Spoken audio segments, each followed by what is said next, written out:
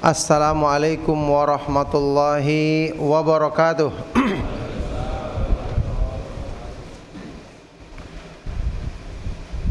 Innal hamdalillah nahmaduhu wa nasta'inuhu wa nastaghfiruh wa na'udzu billahi min syururi anfusina wa min sayyiati a'malina. May yahdihillahu fala mudilla lahu wa may yudlil fala hadiya lahu. Wa asyhadu an la ilaha illallah wahdahu la syarika lah wa asyhadu anna Muhammadan abduhu wa rasuluh. Ya ayyuhalladzina amanu taqullaha haqqa tuqatih wa la tamutunna illa wa antum muslimun. Ya ayyuhan nasu taqu rabbakumul ladzi khalaqakum min nafsin wahidah wa khalaqa minha zawjaha wa batha minhuma rijalan katsiran wa nisaa'a wattaqullaha alladzi tasaaluna bihi wal arham innallaha kana 'alaikum raqiba. Ya ayyuhalladzina amanu taqullaha wa qulu qawlan sadida yuslih lakum a'malakum wa yaghfir lakum dhunubakum wa may yuti'illaha wa rasulahu faqad faza fawzan 'azima. Amma ba'du fa inna asdaqal hadits kitabullah wa khairal hadi hadi Muhammadin sallallahu alaihi wa alihi wasallam wa syarrul umuri muhdatsatuha wa kullu muhdatsatin bid'ah wa kullu bid'atin dhalalah wa kullu dhalalatin finnar wa ba'du. Alhamdulillah, ma'asyiral ikhwah wal akhwat fillah, barakallahu fikum. Alhamdulillah, kita memuji Allah subhanahu wa ta'ala dan bersyukur atas semua limpahan nikmat dan karunia-Nya. Kita bersyukur kepada Allah subhanahu wa ta'ala yang memilih kita sebagai seorang muslim dan menyempurnakan hidayahnya pada diri kita dengan kita dimudahkan mengenal jalan sunnah Rasulullah sallallahu alaihi wasallam. Mengenal jalan sunnah Rasulullah sallallahu alaihi wasallam dan dimudahkannya kajian-kajian sunnah tersebar sehingga kita bisa menghadirinya di berbagai tempat. Bahkan di rumah kita pun kita bisa sempat untuk menyimaknya. Di berbagai tempat ilmu yang mulia ini kita bisa dapatkan. Wallahi ini merupakan nikmat yang harusnya kita syukuri kepada Allah subhanahu wa ta'ala. Dengan ilmu ini kita bisa memperbaiki diri, mengoreksi apa yang salah dalam diri kita. Dengan ilmu ini kita bisa mengusahakan penjagaan diri kita dari sebab-sebab penyimpangan. Karena kita tahu bersama banyak orang-orang yang dulu juga kita kenal semangat dalam sunnah, sekarang entah kemana perginya, menghilang. Karena ada masalah-masalah pribadi yang ini merupakan penyakit yang kalau tidak diatasi maka akan merusak dirinya sendiri. Ingat, ikhwani wa akhwati fiddin rahimakumullah,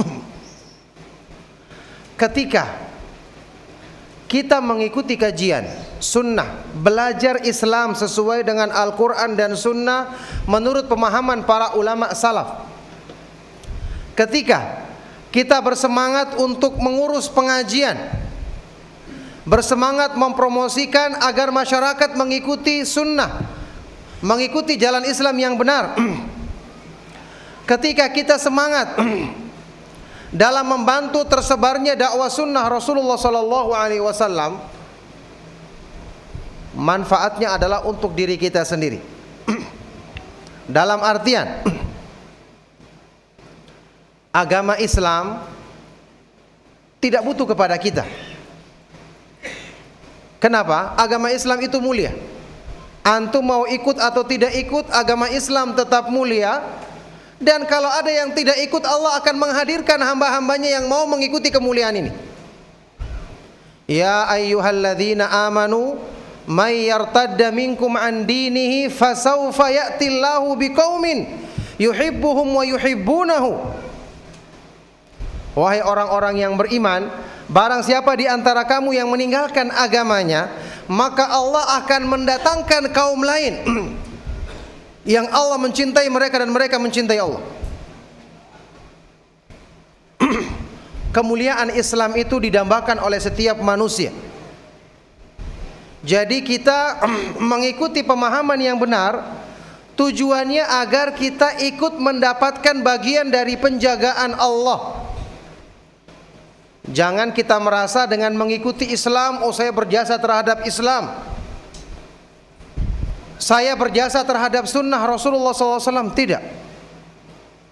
Kita mengusahakan penjagaan terhadap sunnah agar kita dapatkan bagian dari penjagaan Allah Subhanahu wa ta'ala.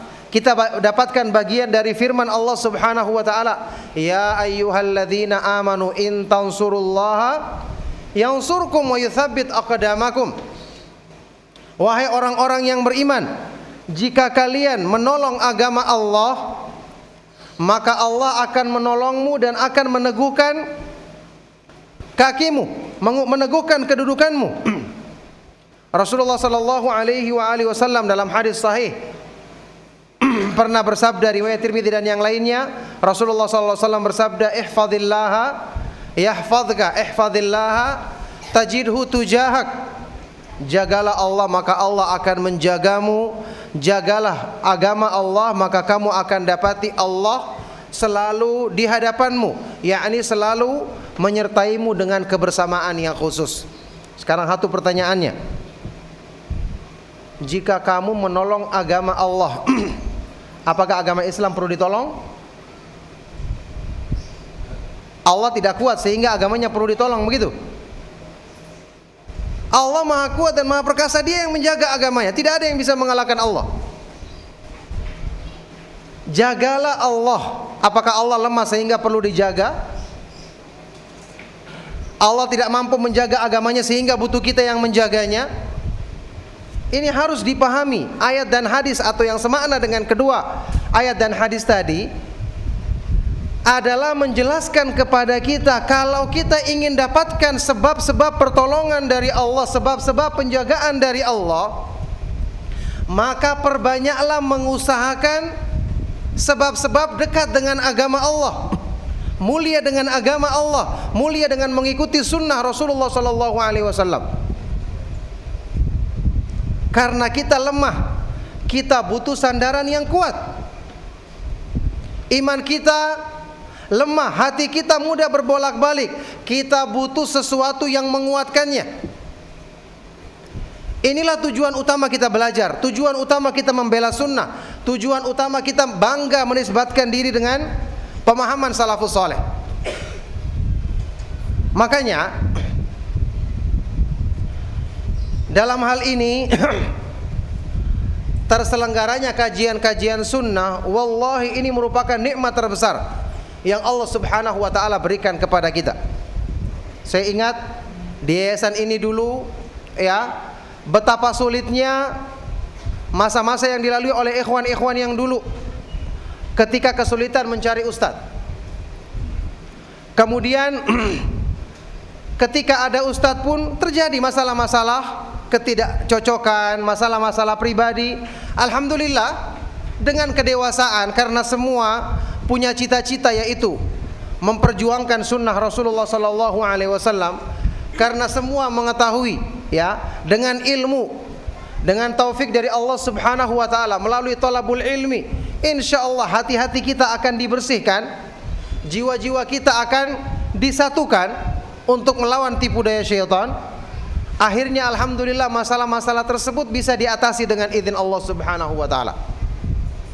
Yakni orang yang sudah mengikuti kajian, dia sudah tahu Syaitan itu ketika dia menghadapi orang-orang yang semangat dalam sunnah, dia tidak mampu menggoda mereka untuk berpaling dari tauhid, untuk melakukan perbuatan-perbuatan bid'ah. Tapi yang dia mampu lakukan adalah apa?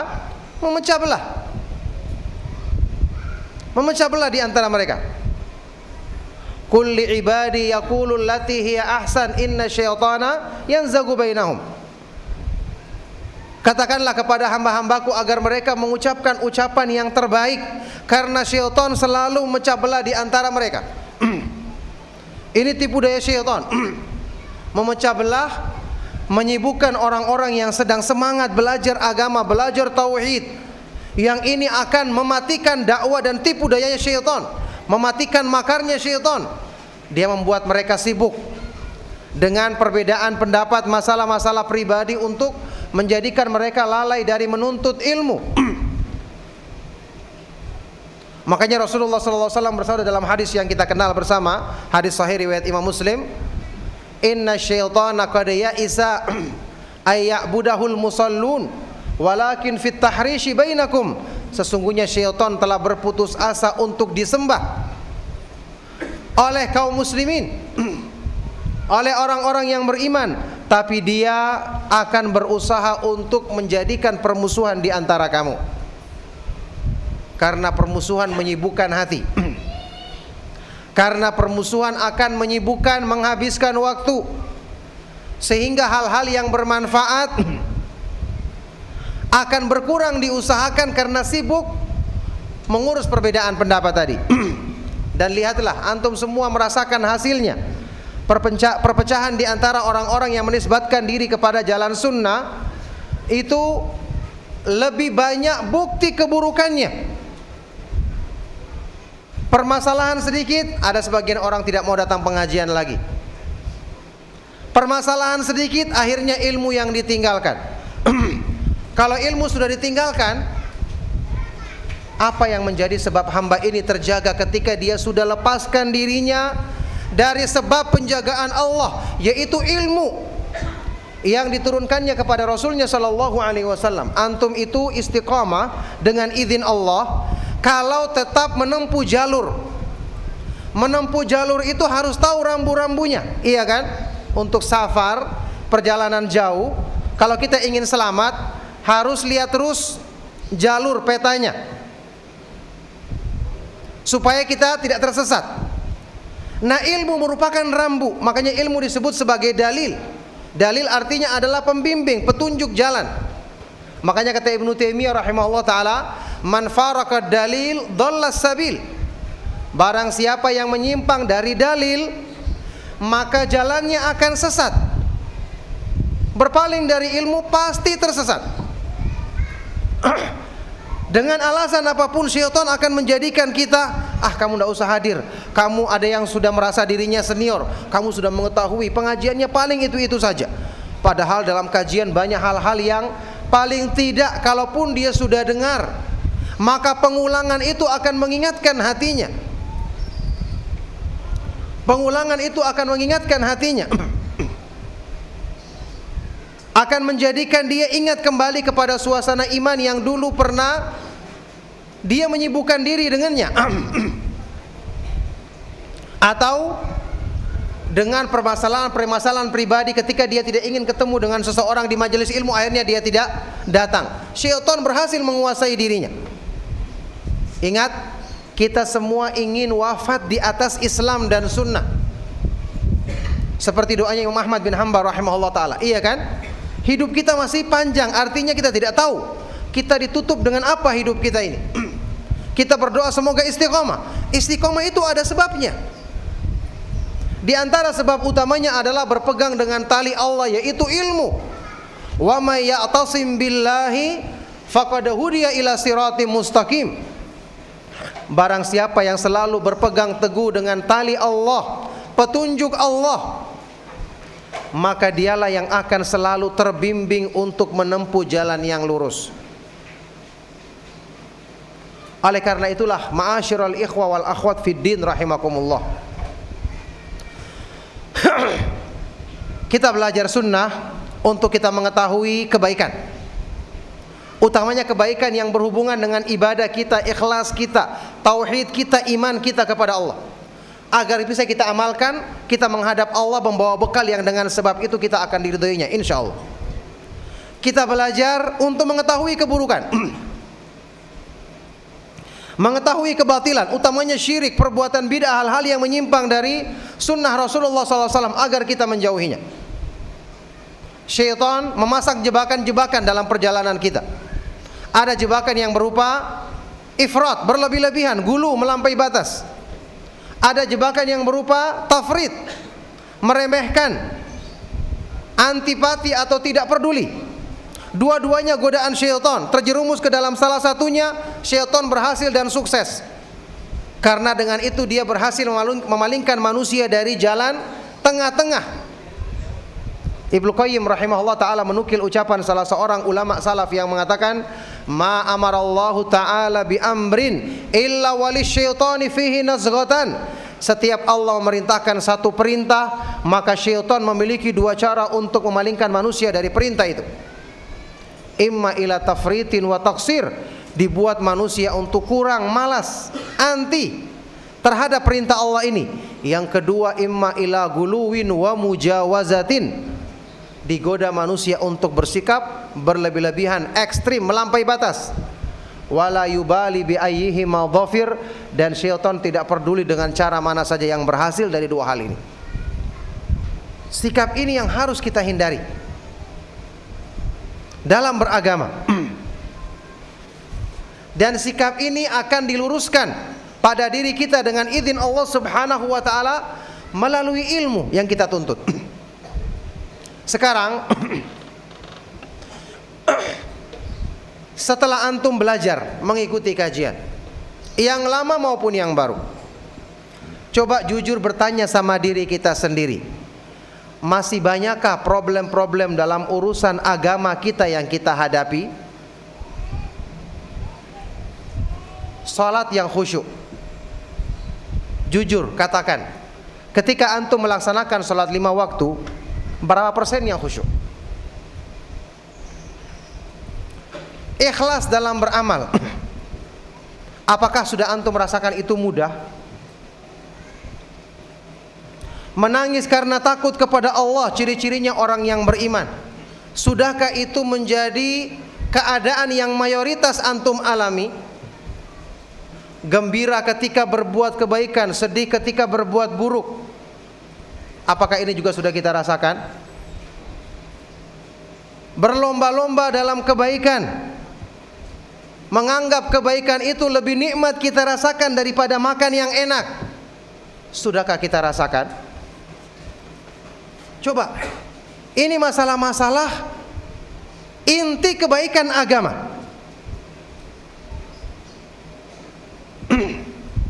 yang harusnya kita perhatikan. Kenapa saya sudah belajar agama, ternyata urusan sholatku belum beres?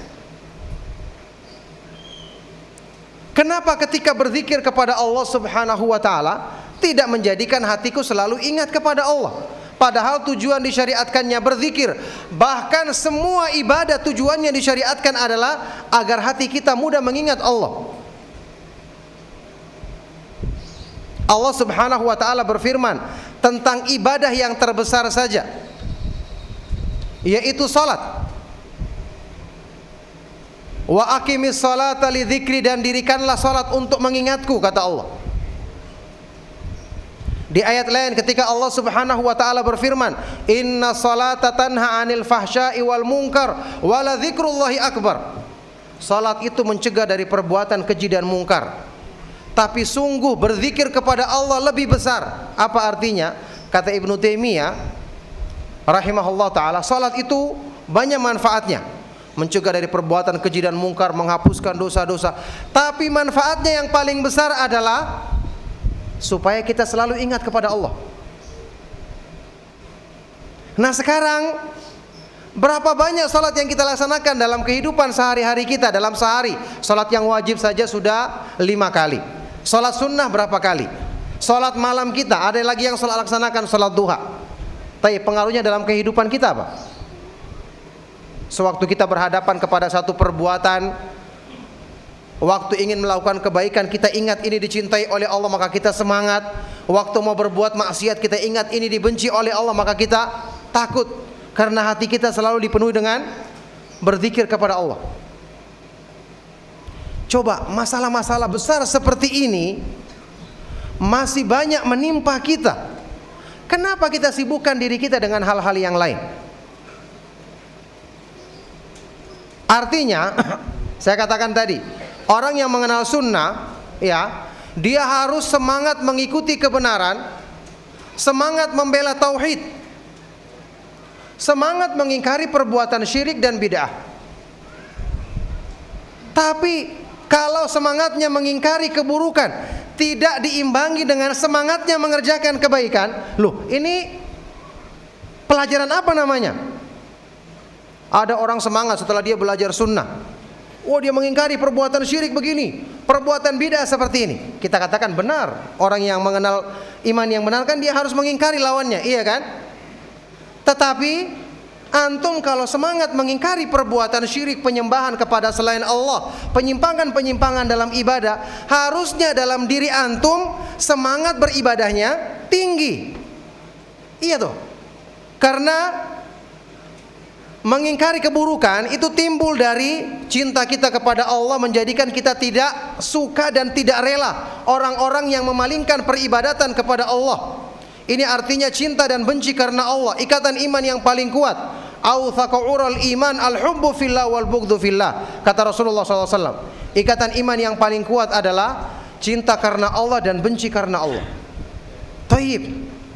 Ketika antum mengingkari perbuatan menyimpang, harusnya kecintaan yang besar kepada Allah ini mendorong kita semangat dalam melakukan perbuatan yang benar. Apa ciri-cirinya orang-orang yang beriman yang disebutkan dalam Al-Quran? Ketika Allah membantah perbuatan syirik, orang-orang yang berbuat syirik, mereka mencintai sembahan-sembahannya seperti mencintai Allah. Syirik. Wa minan nasi may yattakhidhu min dunillahi andadan yuhibbunahum kahubbillah walladzina amanu asyaddu hubbalillah. Dan di antara manusia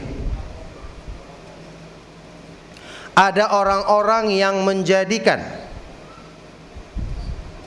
tandingan-tandingan selain Allah, menyembah sembahan-sembahan selain Allah, yang mereka mencintai sembahan-sembahan ini seperti mencintai Allah. Ingat, orang-orang musyrik juga mencintai Allah, tapi mereka menyekutukan sembahan-sembahannya dalam cinta tersebut.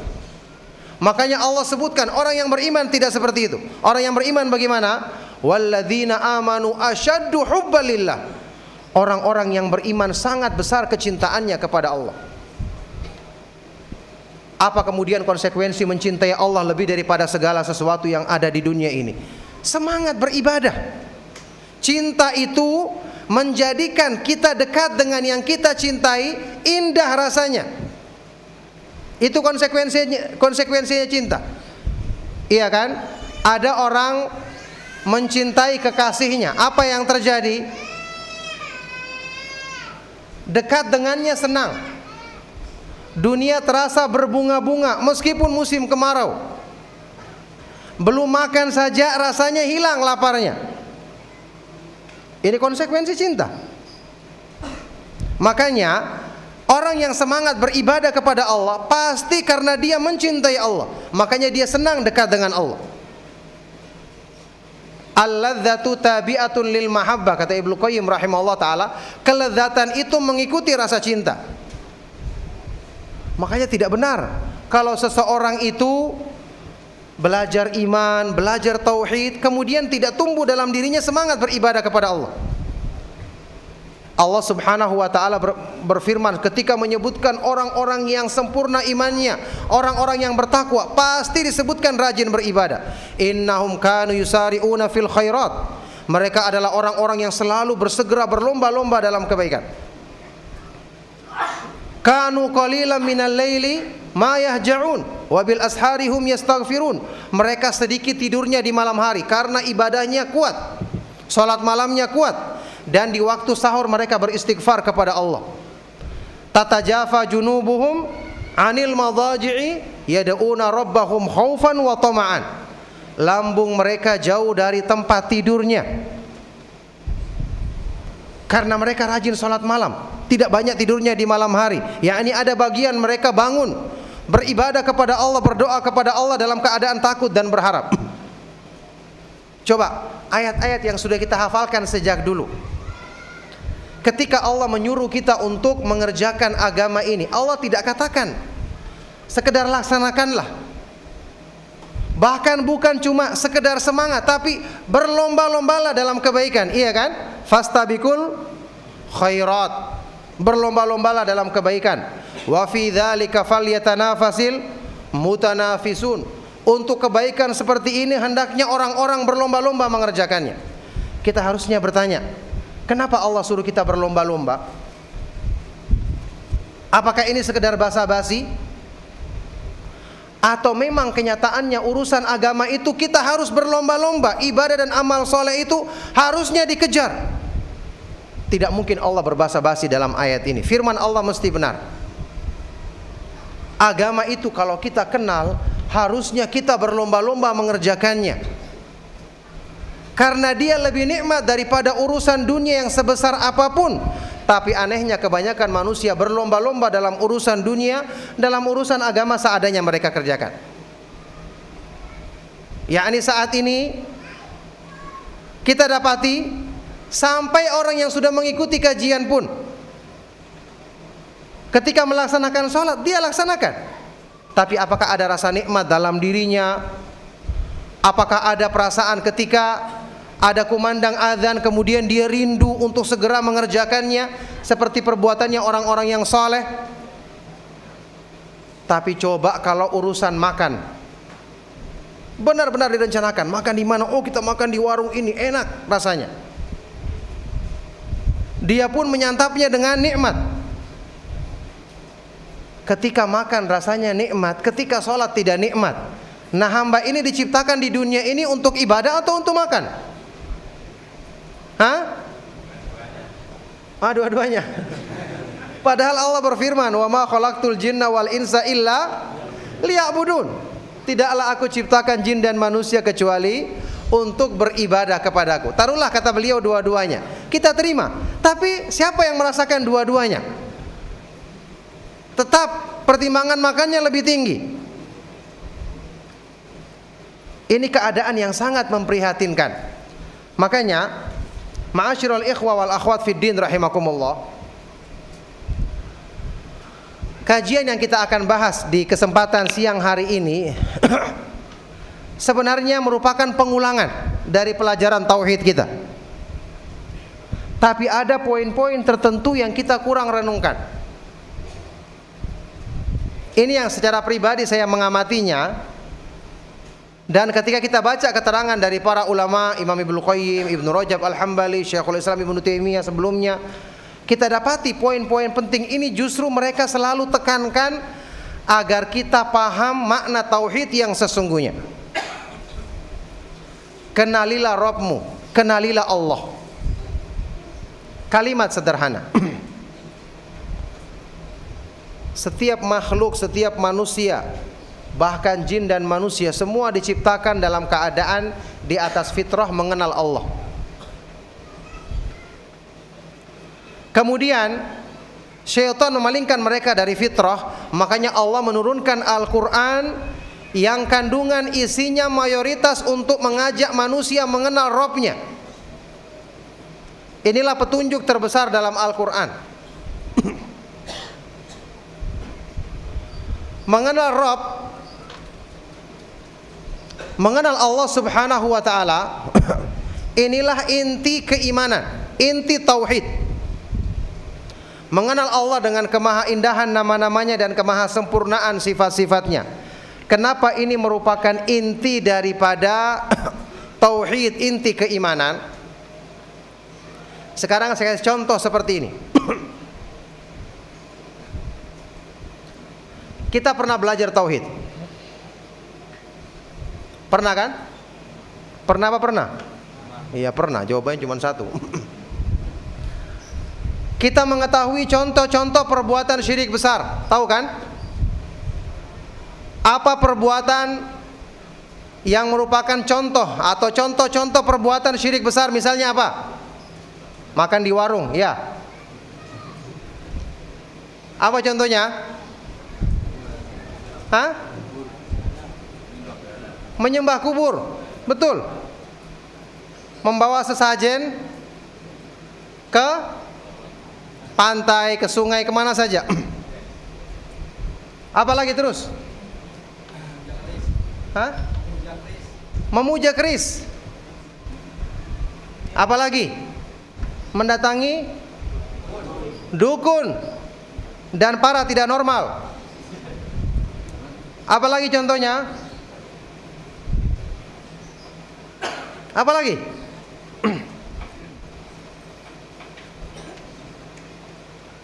Apalagi contohnya? Datang ke pohon-pohon keramat, iya kan? Minta perlindungan, atau meminta melakukan perbuatan syirik dengan meminta bantuan kepada jin untuk melakukan hal-hal yang menyimpang dari agama Allah Subhanahu wa taala dan seterusnya. Baik. Sekarang tempat-tempat seperti ini saya terangkan dalam beberapa kajian. Di kota-kota sudah jarang. Betul nggak? Di kota kan ada perluasan jalan, tempat-tempat yang dijadikan sebagai mall dan seterusnya. Maka tempat-tempat keramat, tempat-tempat persembahan sudah jarang di kota-kota. Dukunnya pun sudah pakai jas, iya kan? Tapi alhamdulillah tetap jelek, tidak ada yang cakep dukun-dukun itu. Semua buram dan semua tidak normal. Baik.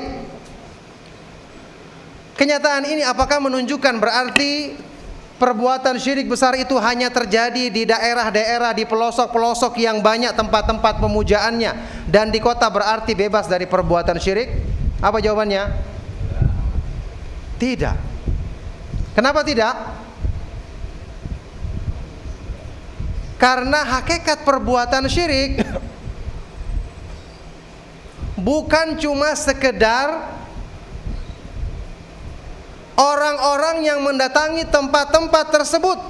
Syirik itu timbul dari keyakinan dalam hatinya ketika dia bergantung kepada selain Allah. Coba sekarang antum lihat di pedesaan, kenapa orang datang ke pohon-pohon keramat tertentu, ke kuburan-kuburan tertentu? Kisahnya begini, dari kecil dia melihat tetangga kalau datang minta, datanglah dia ke pohon-pohon besar.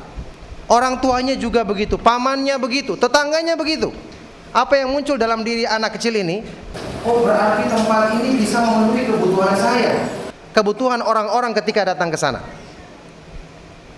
Hatinya sudah mencari, sudah mulai menjadikan ketergantungannya kepada makhluk ini. Makanya setelah dia besar terbawa kepada suasana ini, akhirnya dia datang ke tempat tersebut, ikuti tradisi kebiasaan di masyarakatnya.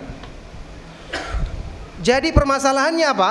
Timbul dari hatinya itu bergantung berlebihan kepada makhluk, meyakini makhluk tempat orang-orang datang ini bisa memenuhi kebutuhannya. Kenapa ini terjadi? Karena hatinya tidak mengenal, ingat kata-kata mengenal, tempat bergantung yang sesungguhnya. Kenapa hati harus mencari tempat bergantung? Ingat, manusia itu lemah, fakir, butuh tempat bersandar. Sekuat apapun dia, secara tabiat manusia tidak bisa berdiri sendiri. Pasti dia akan mencari tempat bergantung, tempat bersandar. Makanya terjadilah dimanapun manusia berada, ketika dia lemah imannya, maka dia akan mencari tempat bersandar. Kadang-kadang dia bersandar kepada, kalau di desa, tempat-tempat keramat tadi. Kalau di kota, dia akan mencari makhluk tempat bersandarnya. Karena kekosongan hatinya ini harus diisi.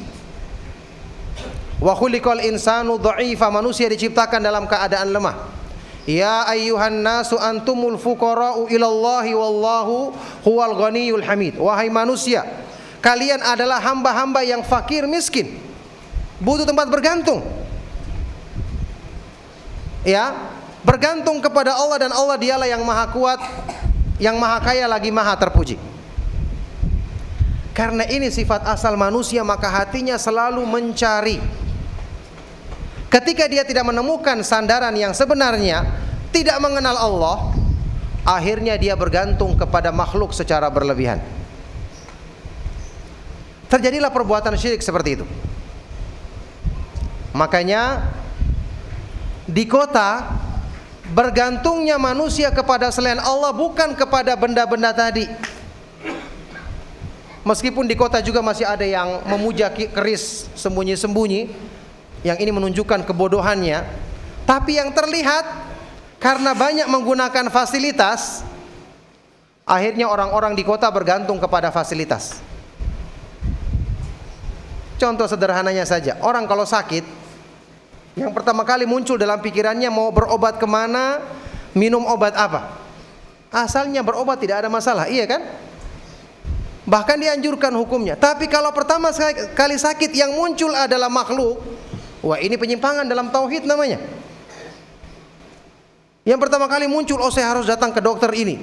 Ketika dia telepon dokternya lagi keluar kota, bingung dia, seolah-olah dia akan mati. Subhanallah, ini ketergantungan yang berlebihan. Kemana pencipta dokter? Kemana pencipta obat tersebut? Kenapa tidak muncul pertama kali dalam pikirannya?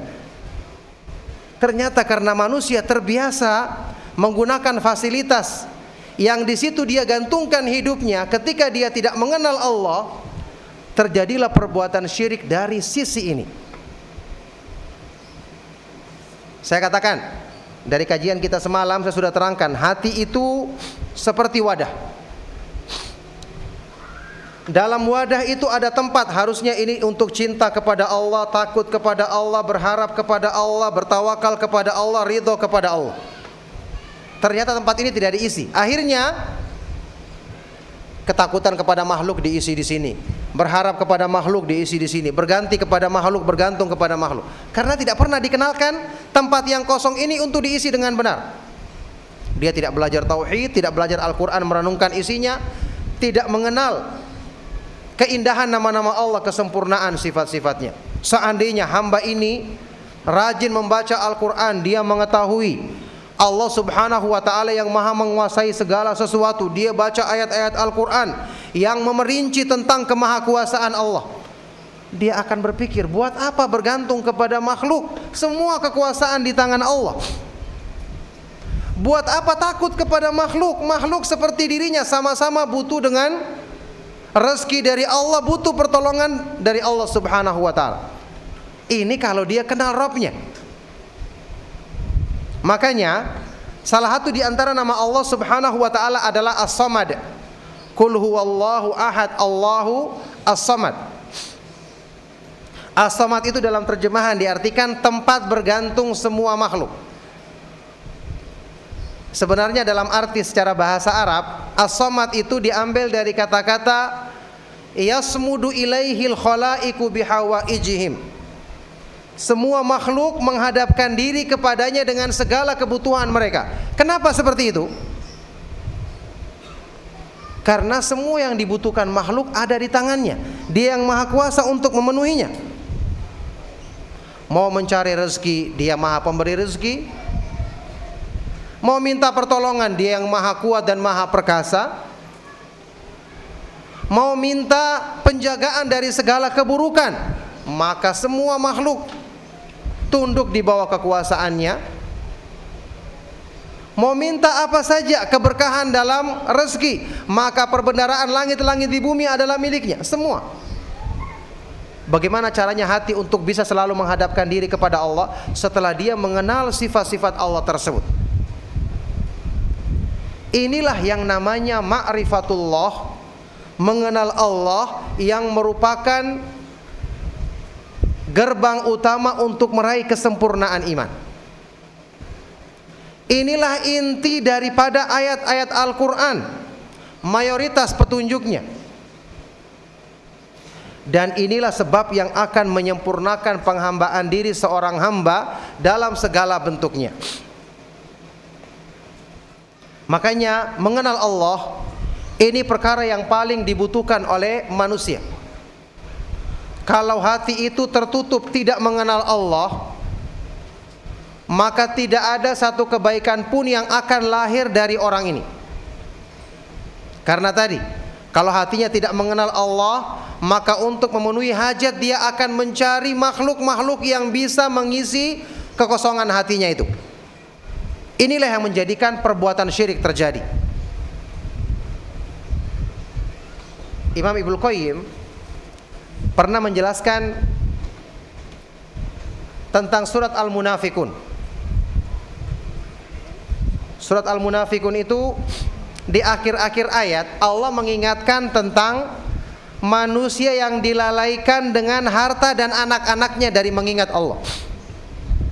Ya ayyuhalladzina amanu la tulhikum amwalukum wala auladukum an dzikrillah wa may yaf'al dzalika faulaika humul khasirun. Wahai orang-orang yang beriman, janganlah kamu sampai dilalaikan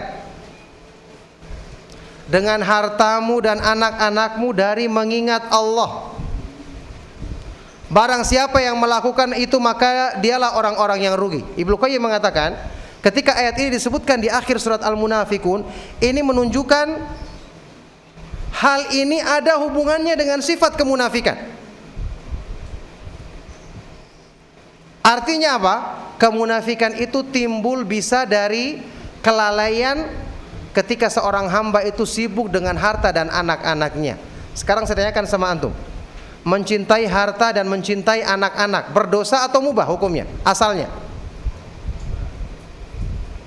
apa? Mencintai anak berdosa? Hah? Mencintai harta yang kita miliki dengan halal berdosa atau mubah? Hukum asalnya mubah, iya kan? Tapi kenapa dalam ayat ini disebutkan itu bisa melalaikan dan menjadikan orang ditimpa penyakit munafik? Jawabannya karena tadi, ketika manusia tidak mengisi kekosongan hatinya, tempat untuk cinta kepada Allah tidak diisi dengan porsi yang benar, akhirnya kecintaan kepada makhluk bisa mengalahkan dan mendominasi hatinya. Terjadilah perbuatan syirik pada waktu itu, terjadilah penyimpangan dalam imannya. Jadi subhanallah, antum perhatikan dalam kehidupan kita sehari-hari kita akan temui banyak sebab yang menjadikan hati kita tertarik, menjadikan kita takut, menjadikan kita tunduk, dan seterusnya.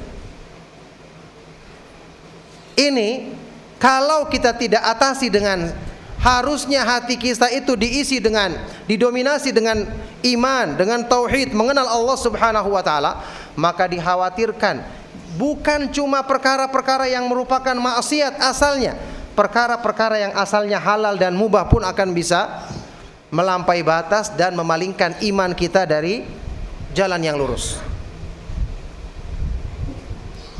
Makanya terjadilah saat ini dalam kehidupan kita banyak mengalami ketakutan-ketakutan yang berlebihan.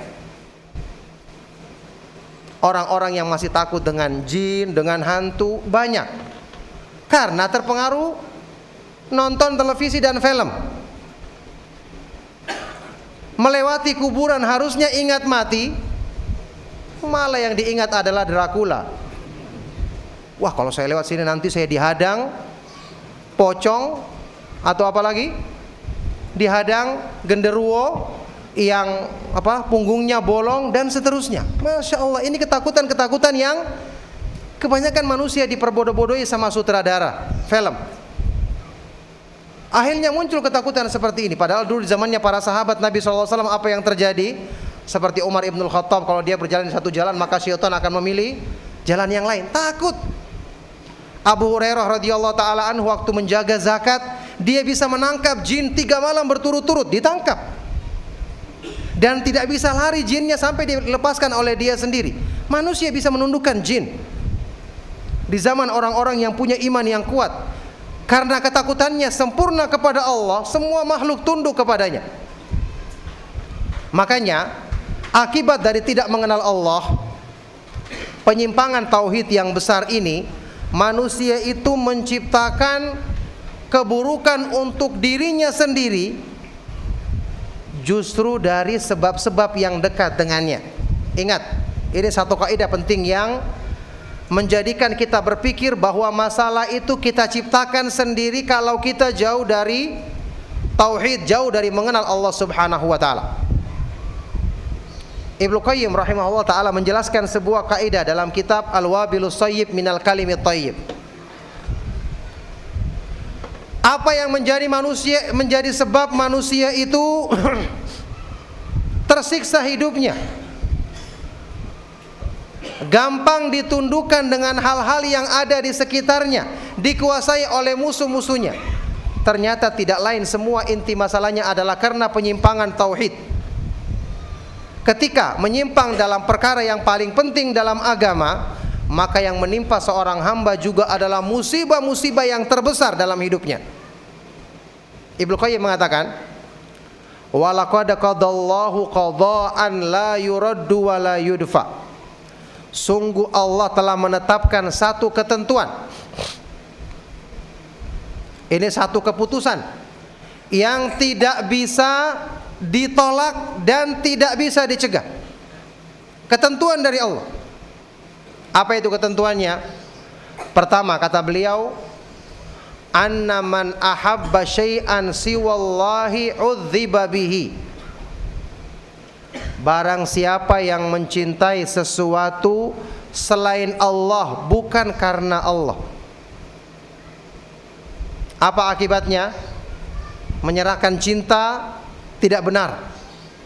Jangan dipikir ini masalah sepele. Kata Ibnu Qayyim, barang siapa yang mencintai sesuatu atau seseorang selain Allah dan bukan karena Allah, maka Allah akan menyiksa dia dengan mengazab dia, menjadikan menderita hidupnya dengan sesuatu itu. Jadi orang yang mencintai harta berlebihan, hartanya yang menjadi sumber malapetaka bagi dirinya. Paham ya? Mencintai dunia berlebihan, dunia itu yang menjadi sumber bencana bagi dirinya. Subhanallah. Maha suci Allah Subhanahu wa taala yang menjadikan malapetaka manusia yang terbesar adalah ketika mereka berpaling dari tauhid. Tauhid yang sesungguhnya. Jadi kata Ibnu Qayyim, saya ulangi, sungguh Allah telah menetapkan satu ketentuan yang tidak bisa ditolak dan tidak bisa dihindari. Apa itu? Barang siapa yang mencintai sesuatu selain Allah bukan karena Allah, maka Allah menjadikan sesuatu itu sebagai sumber malapetaka bagi dirinya. Itu yang pertama. Yang kedua, man khafa ghairahu sullita alaihi. Barang siapa yang takut kepada selain Allah, maka sesuatu itu yang akan menguasai dan menundukkan dirinya. Coba lihat, ketakutan kepada jin menjadikan jin bisa menguasai kita. Karena Allah tidak rela ketakutan yang merupakan ibadah besar dalam hati manusia diserahkan kepada selainnya. Allah tidak rela dan memang tidak pantas. Bagaimana mungkin kita takut kepada sesuatu yang sama-sama diciptakan seperti kita, sama-sama kekurangan seperti kita, sama-sama butuh pertolongan dari Allah seperti kita. Tidak pantas kita takut kepada makhluk yang lemahnya sama seperti kita. Makanya barang siapa yang takut kepada selain Allah, Allah jadikan sesuatu itu yang akan menguasai dan menundukkan dirinya. Wa man ishtaghala bi ghairihi. Yang ketiga, barang siapa yang menyibukkan diri dengan selain Allah, kana syu'man lahu, maka sesuatu itu akan menjadi sumber kesialan baginya. Coba lihat, menyibukkan diri dalam urusan dunia, sialnya datang dari urusan tersebut. Barang siapa yang menyibukkan diri dengan sesuatu selain Allah, maka Allah jadikan itu sebagai sumber kesialan baginya. Berikutnya, wa man athara ghairahu alai lam yubarak fihi. Barang siapa yang mendahulukan, mengutamakan sesuatu selain Allah, sesuatu itu tidak akan diberkahinya.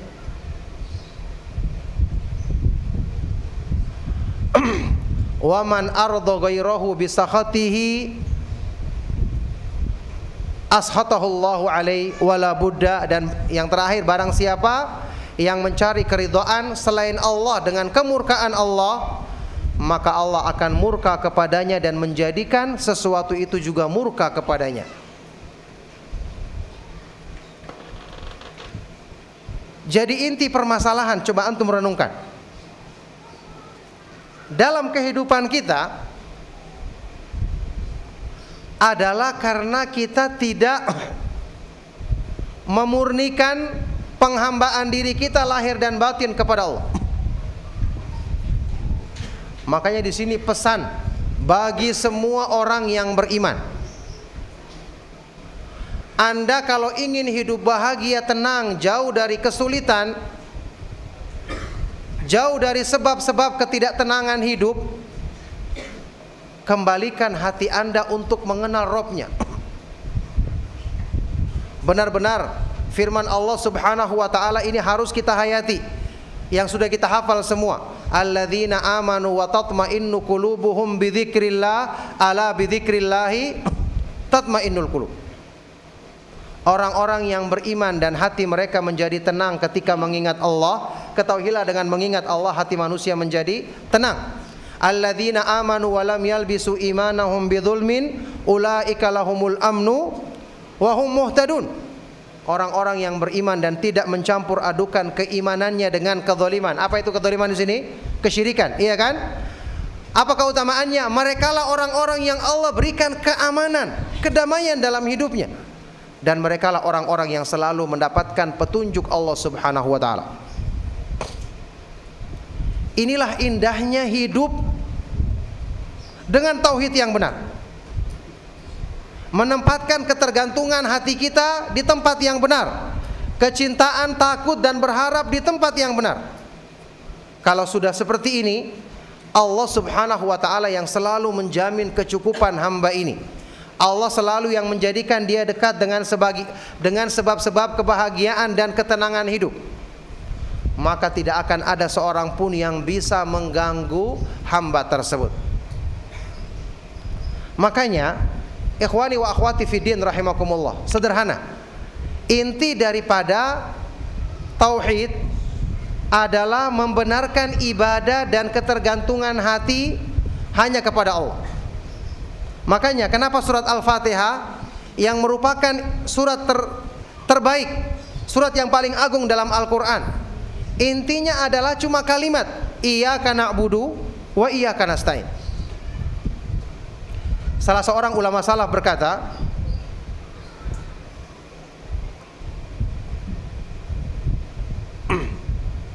Al-Fatihatu sirrul Quran. Surat Al-Fatihah itu adalah inti kandungan Al-Quran. Wasirruha, dan inti kandungan surat Al-Fatihah adalah ayat ini, iyyaka na'budu wa iyyaka nasta'in. Hanya kepadamu ya Allah kami menyembah, dan hanya kepadamu kami memohon pertolongan. Sekarang saya tanyakan sama antum, kenapa untuk bisa beribadah kepada Allah kita harus mengenal Allah dulu?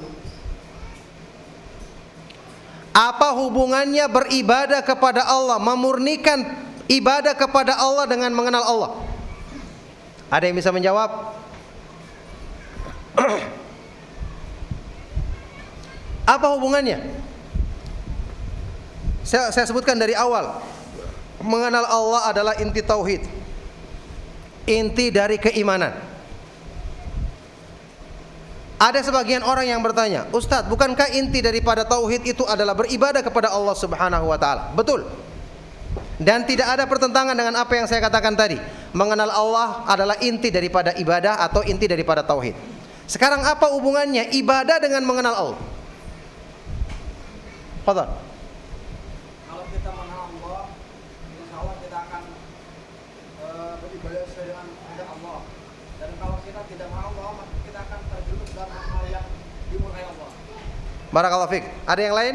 Jadi perjawaban beliau, kalau kita mengenal Allah maka kita akan beribadah sesuai dengan kecintaan Allah Subhanahu wa taala. Fadhal, silakan. Kalau mengenal itu tentu Nah, jadi kata dia, kalau kita mengenal Allah Subhanahu wa taala belum tentu kita mengikutinya.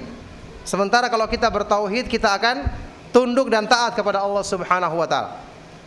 Ada yang lain? Rahmat, silakan. Sebentar. Mangkana lillahi a'raf kana lahu akhwaf. Barang siapa yang dia lebih mengenal Allah, maka dia akan lebih takut kepada Allah. Fadhal.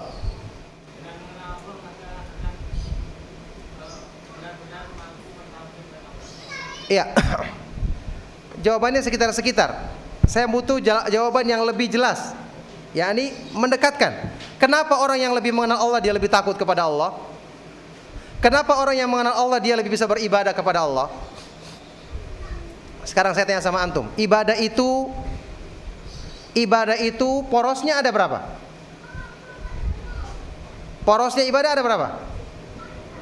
Ada 3 kan? Cinta, takut, dan berharap.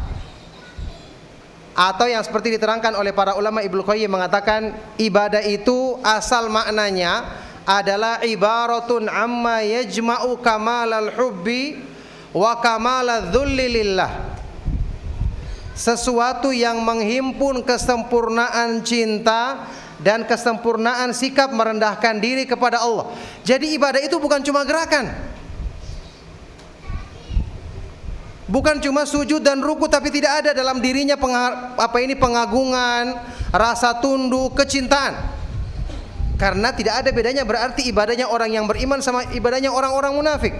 Orang-orang munafik juga terlihat melaksanakan ibadah, tapi apa yang sikap mereka ketika melaksanakan sholat? Wa idza qamu ila sholati qamu kusala yura'unan nas wa la yadhkurunallaha illa qalila. Kalau mereka berdiri melaksanakan sholat, orang-orang munafik, mereka berdiri malas-malasan, tidak semangat, karena tidak ada cinta dan pengagungan. Mereka berbuat riya kepada manusia, dan mereka tidak berzikir kepada Allah kecuali sedikit. Jadi hubungan antara memurnikan ibadah dengan mengenal Allah sangat erat, karena inti dari ibadah yaitu menghadirkan perasaan cinta, takut, dan berharap kepada Allah tidak mungkin terwujud kalau hamba tidak mengenal Allah, mengenal keindahan nama-namanya, kesempurnaan sifat-sifatnya. Tayyib, sekarang kita contohkan dalam kehidupan kita. Kita contohkan dalam kehidupan kita. Manusia ketika dia bertemu dengan orang yang dicintai dan dirindukannya, dan bertemu dengan orang yang tidak ada dicintainya, tidak dirindukannya, apakah berbeda suasana hatinya ketika bertemu dengannya atau tidak? Berbeda kan?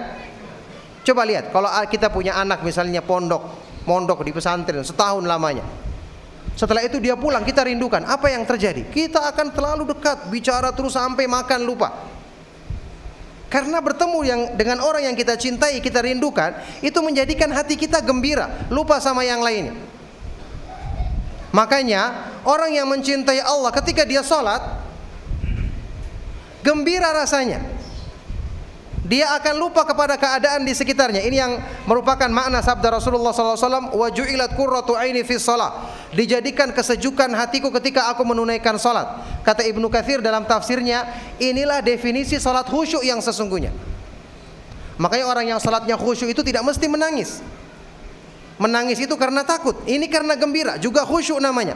Nanti khusyuk itu ada berbagai macam bentuknya. Ada karena gembira, ada karena nangis, ada karena malu di hadapan Allah. Yang jelas semua menjadikan hamba ini khusyuk ketika dia menghadap Allah Subhanahu wa taala. Jadi ini contoh, cinta dalam urusan manusia saja yang terbatas itu bisa menjadikan kita bertemu dengan orang yang kita senangi, rasanya kita betah dekat dengan dia, betah ngobrol dengan dia. Tapi coba kita bertemu dengan orang yang tidak kita kenal, paling-paling sebentar kita sudah ingin pergi, iya kan? Inilah yang dikatakan kalau orang saling mencintai, dunia rasanya berbunga-bunga, dunia hanya miliknya berdua, ya, sampai yang lain katanya ngontrak. Ini kenyataan bahwa bertemu dengan cinta beda dengan tanpa ada cinta. Thayyib, sekarang takut.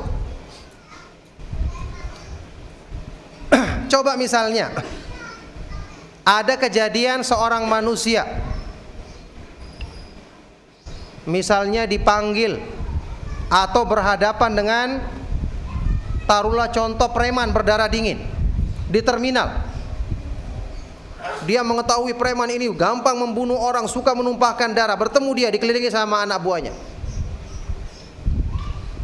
Kira-kira apa yang terjadi saat itu? Dia akan berani cengengesan, senyum-senyum, atau bermain-main, atau dia akan diam dan tunduk? Tunduk dan diam.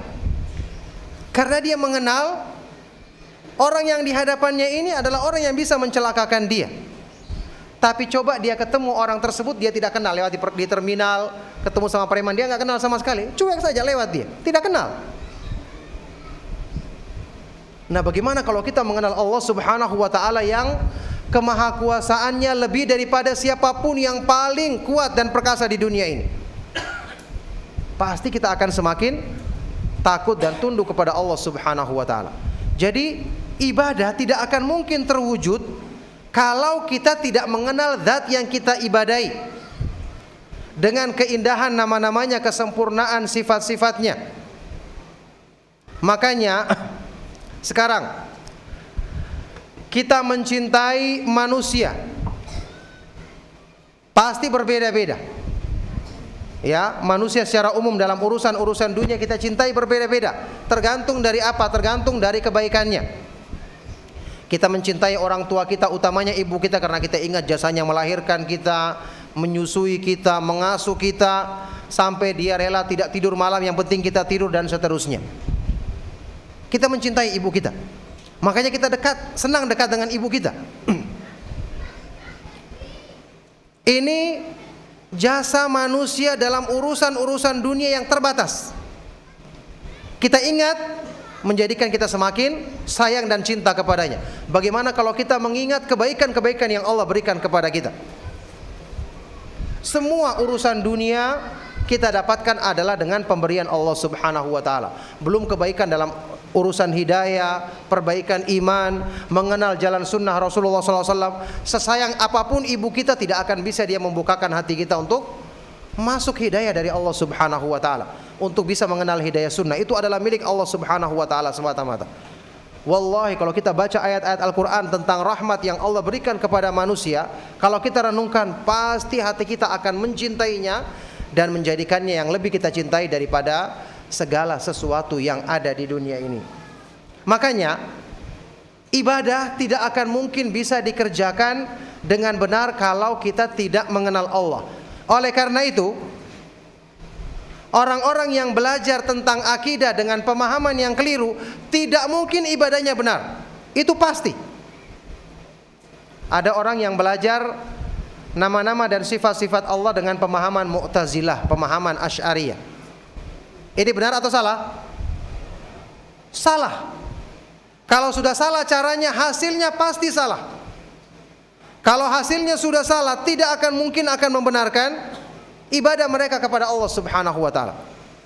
Inilah salah satu di antara kemuliaan mengikuti jalan sunnah. Rasulullah sallallahu alaihi wasallam menjadikan seorang hamba lebih dekat kemungkinannya untuk menyempurnakan dalam dirinya semua kedudukan-kedudukan mulia yang dituntut dalam agama.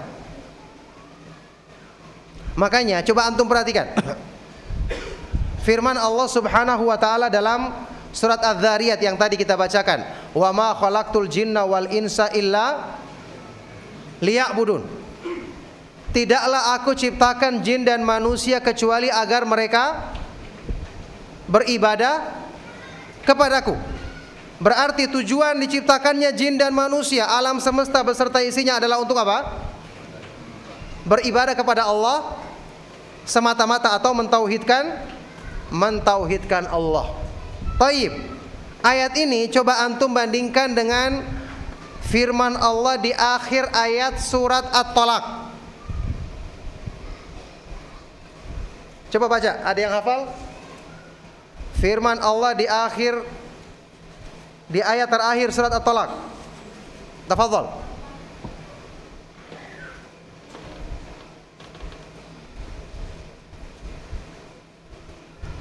Siapa yang bawa Al-Quran?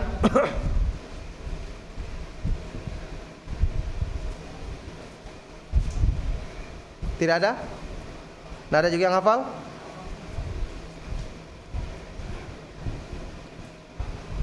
Allahul ladzi khalaqa sab'a samawatin wa minal ardi mithlahunna yatanazzalul amru bainahunna lita'lamu annallaha ala kulli syai'in qadiru wa annallaha qad ahata bikulli syai'in ilma.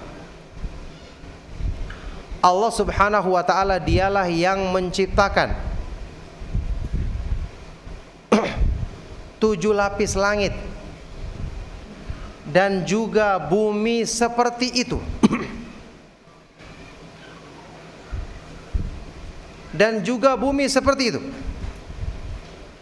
Yang kemudian perintah Allah turun di antara langit-langit dan bumi. Tujuan Allah menciptakan alam semesta ini beserta isinya, tujuannya Allah menurunkan keputusannya di antara langit-langit dan bumi. Allah terangkan dalam ayat ini agar kalian manusia mengetahui bahwa Allah Maha Kuasa atas segala sesuatu, yakni supaya hatimu mengenal kemahakuasaan Allah.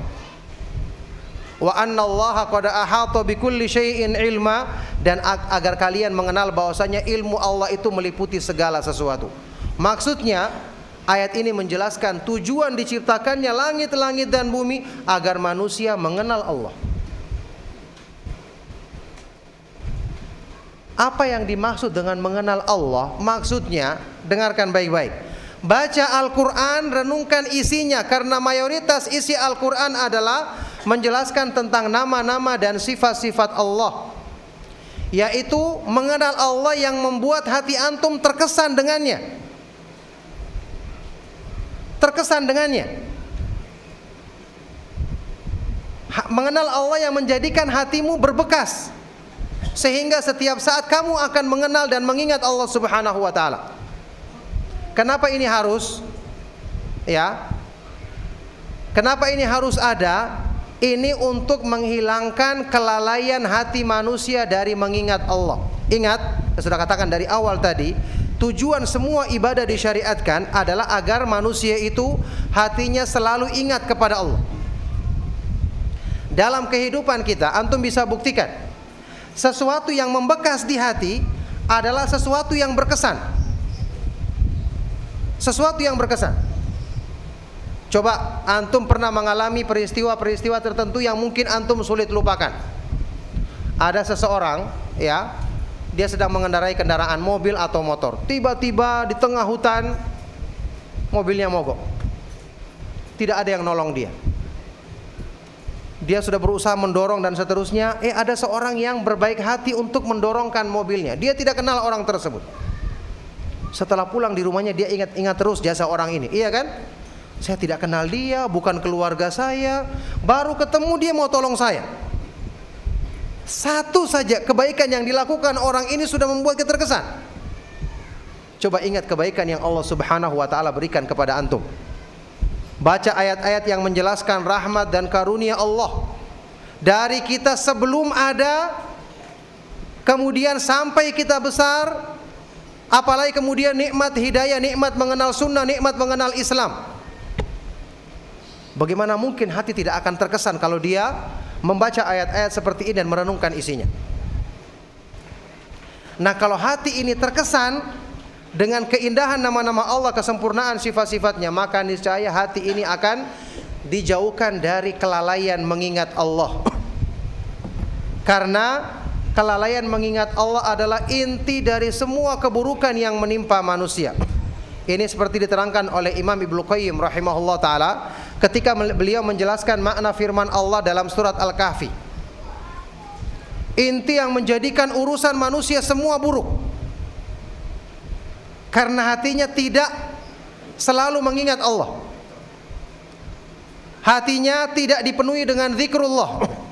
Allah Subhanahu wa ta'ala berfirman, wala tuti' man aghfalna qalbahu an dzikrina wattaba'a hawahu wa kana amruhu furuta. Dan janganlah kamu mengikuti orang-orang yang kami lalaikan hatinya dari mengingat Allah, serta dia selalu memperturutkan hawa nafsunya, sehingga urusannya semua menjadi rusak. Coba lihat, urusan menjadi rusak, urusan dunia dan urusan agama, karena dua sebabnya: hati yang lalai dari mengingat Allah, yang kedua hawa nafsu yang diperturutkan. Makanya Ibnu Qayyim menyimpulkan dari ayat ini, kata beliau, aslu kulli syarrin, dasar dari semua keburukan, kejelekan, kembalinya kepada dua hal ini: al-ghaflah, kelalaian hati, yang kedua ittiba'ul hawa, hawa nafsu yang diperturutkan. Kenapa hati lalai? Karena dia tidak mengenal Allah. Hatinya tidak dijadikan yang paling diagungkannya adalah Allah. Tempat bersandarnya adalah Allah. Yang kedua adalah hawa nafsu yang diperturutkan. Dari kesimpulan dua hal inilah Imam atau Syekhul Islam Ibnu Taimiyah rahimahullah taala pernah menyatakan satu pernyataan yang pantas ditulis dengan tinta emas, pernyataan yang sangat indah. Inilah inti dari keburukan yang menimpa manusia, kata Ibnu Taimiyah rahimahullah taala, al-mahbusu man hubisa qalbuhu an rabbih. Orang yang terpenjara adalah orang yang terpenjara atau terhalangi hatinya dari mengenal Allah. Saya ulangi, orang yang terpenjara adalah orang yang terpenjara hatinya dari mengenal Allah. Wal ma'suru man asirahu hawahu, dan orang yang tertawan adalah orang yang ditawan oleh hawa nafsunya. Jadi ma'asyiral ikhwa wal akhwat fid din rahimakumullah, inilah satu pelajaran penting yang akan menjadikan hidup kita rugi kalau kita tidak mulai dengannya. Inilah sebabnya kenapa ma'rifatullah itu dikatakan para ulama sebagai ilmu yang paling mulia dan paling agung dalam Islam secara mutlak.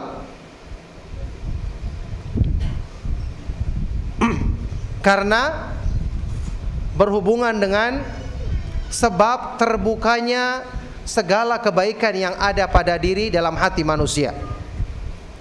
Jadi apa yang harus kita mulai saat ini ketika kita ingin memperbaiki diri kita dari sisi yang paling penting ini? Kenalilah Allah. Belajar tentang nama-nama dan sifat-sifatnya. Buku yang ditulis oleh Syekh Abdul Razak, Fiqih Al-Asma'il Husna, ini termasuk buku yang paling baik yang menjelaskan tentang cara kita mengenal keindahan nama-nama Allah dan kesempurnaan sifat-sifatnya. Dan perlu kita ingat, Al-Quran mayoritas isinya adalah menjelaskan tentang ilmu yang agung ini. Jadi antum ketika membaca Al-Quran diakhiri dengan wa kana Allahu ghafurur rahima, innallaha sami'un basir. Allah Maha Pengampun lagi Maha Penyayang, sesungguhnya Allah Maha Mendengar lagi Maha Melihat.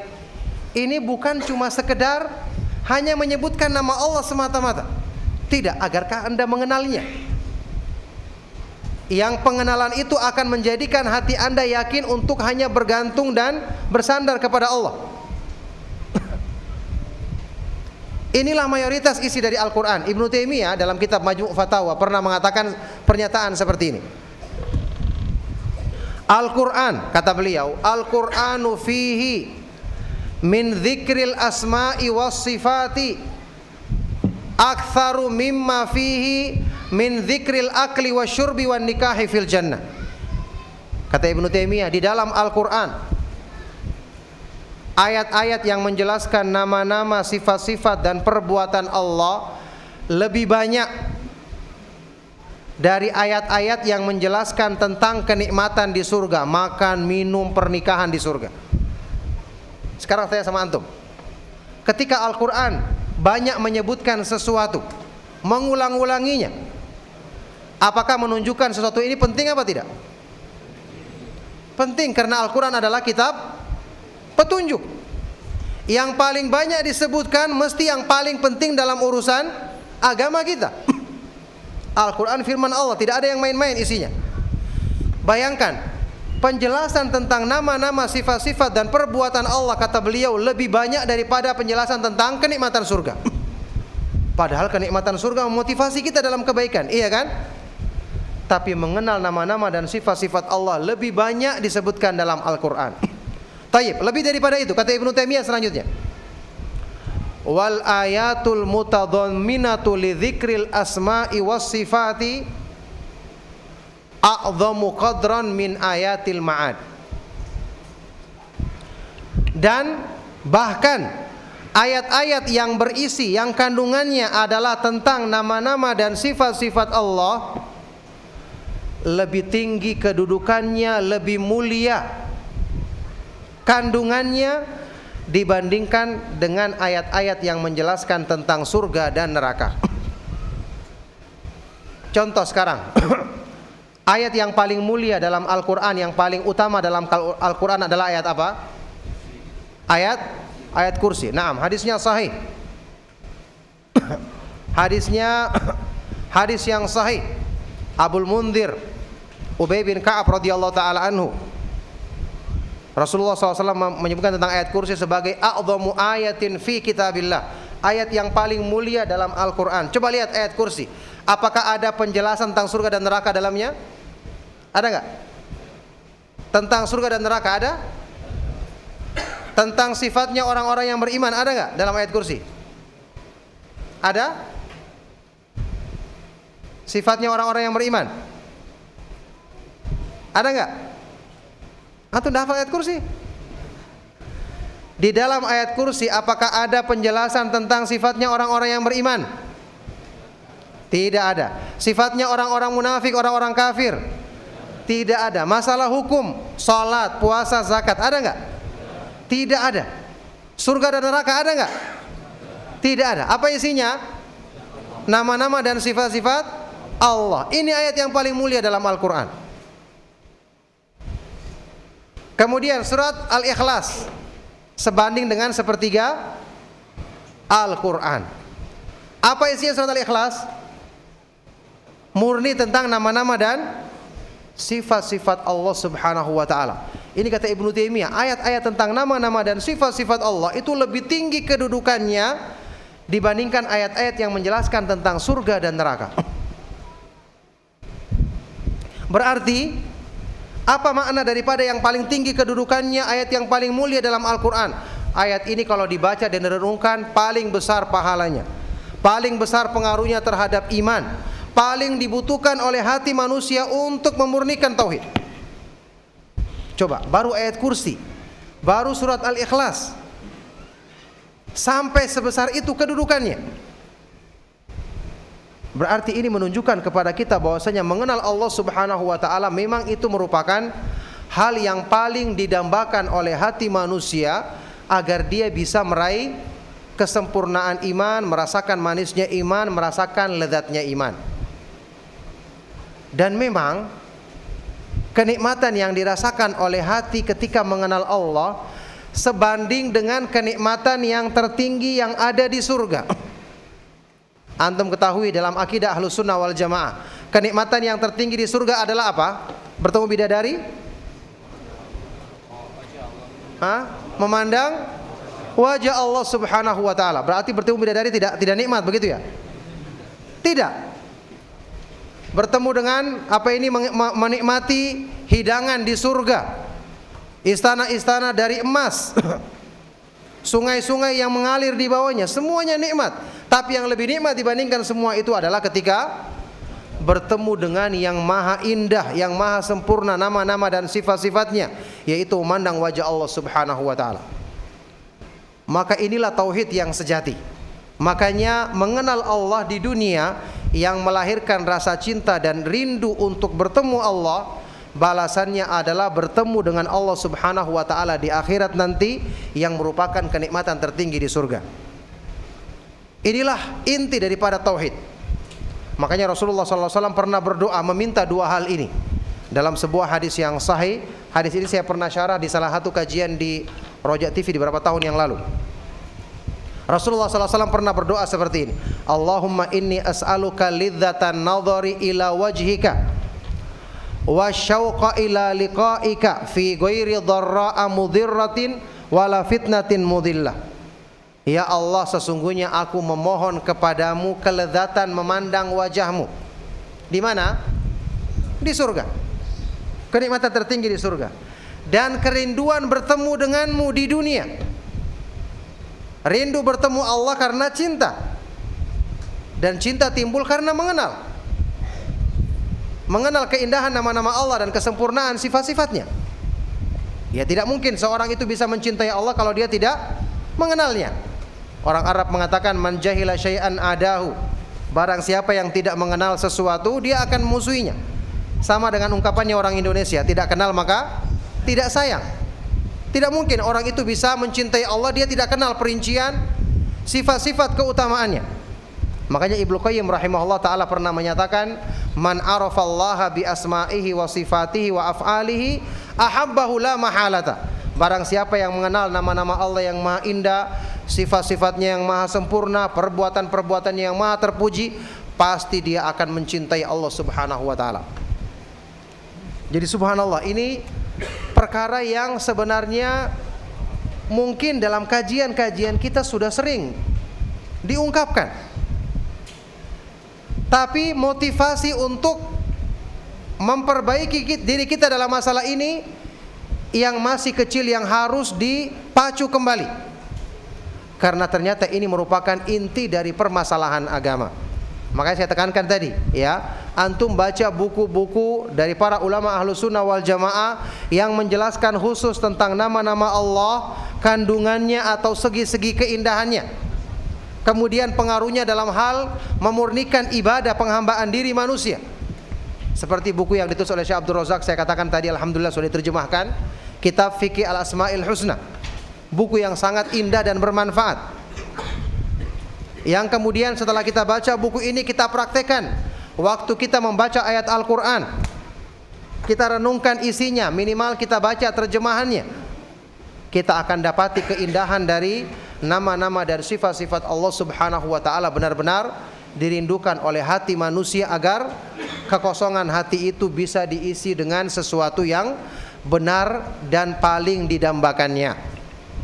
Maka oleh karena itulah, ma'asyiral ikhwa wal akhwat fid din rahimakumullah, inilah ma'rifatullah. Jadi istilah ma'rifatullah itu bukan istilah yang salah. Ada sebagian orang karena kebodohan dan kejahilan, ya, setelah dia mengenal atau mengetahui misalnya orang-orang yang tersesat ahlul bid'ah mengagung-agungkan istilah ma'rifatullah, akhirnya dia mengingkarinya. Seperti siapa? Orang-orang ahlul bid'ah yang banyak menggunakan istilah ma'rifatullah, orang-orang tasawuf, iya kan? Mereka menjadikan tingkatan ini tingkatan yang paling tertinggi. Jawabannya itu betul, cuma mereka salah dalam cara memahaminya. Apa yang mereka pahami dari ma'rifatullah yang antum ketahui? Orang-orang ahli tasawuf itu menjadikan ma'rifatullah itu mengenal Allah lewat mimpi, lewat perenungan, lewat bertapa, menjauhkan diri dari manusia sampai dalam keadaan mukasyafah, tersingkapnya tabir. Mereka mengenal Allah lewat khayalan-khayalan. Ketika orang sudah dalam keadaan lapar sekali, ketika mulutnya mengucapkan zikir-zikir yang tidak disyariatkan, padahal bukan Allah subhanahu wa ta'ala yang mereka kenal, tapi syaitan. Ahlus Sunnah wal Jamaah metodenya adalah metode yang lurus dan benar. Mengenal Allah tentu lewat ayat-ayat Al-Quran dan hadis-hadis Rasulullah sallallahu alaihi wasallam. Makanya Imam Ahmad bin Hanbal rahimahullah ta'ala berkata, ya, la yusafullahu illa bima wasafa bihi nafsahu wa ma wasafahu bihi rasuluhu sallallahu alaihi wasallam la yutajawazul Qur'anu wal hadis. Tidak boleh kita mensifati Allah kecuali dengan apa yang Allah sifati dirinya dalam Al-Quran dan apa yang disifati oleh Rasulullah sallallahu alaihi wasallam. Tidak boleh kita melewati atau melampaui Al-Quran dan hadis-hadis yang sahih.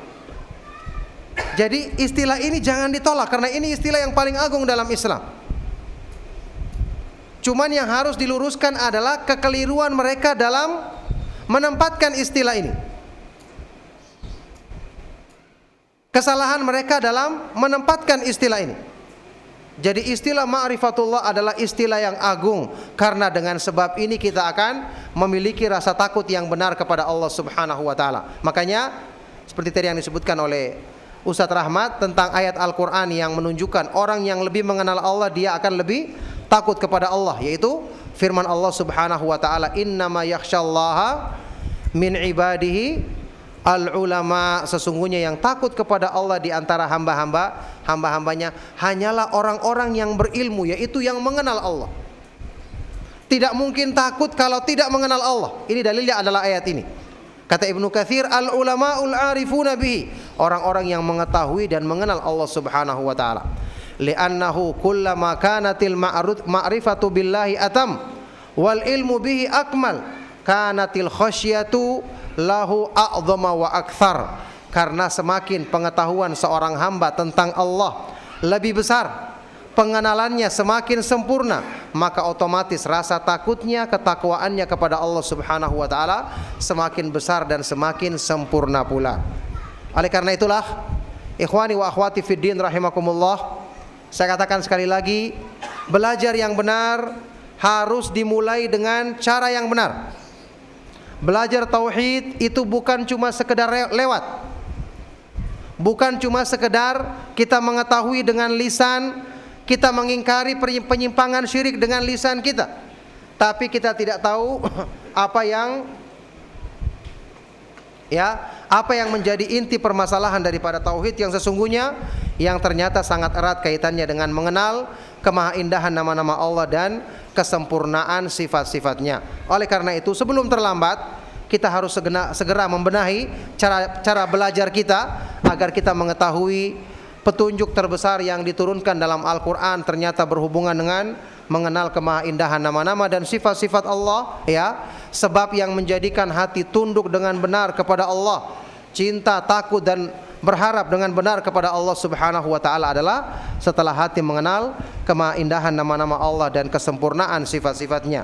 Imam Ibnu Qayyim rahimahullah taala berkata, akmalun nasi ubudiyatan man ta'abbada lillahi bijami'il asma'i was sifatil lati yattali'u 'alaihal bashar.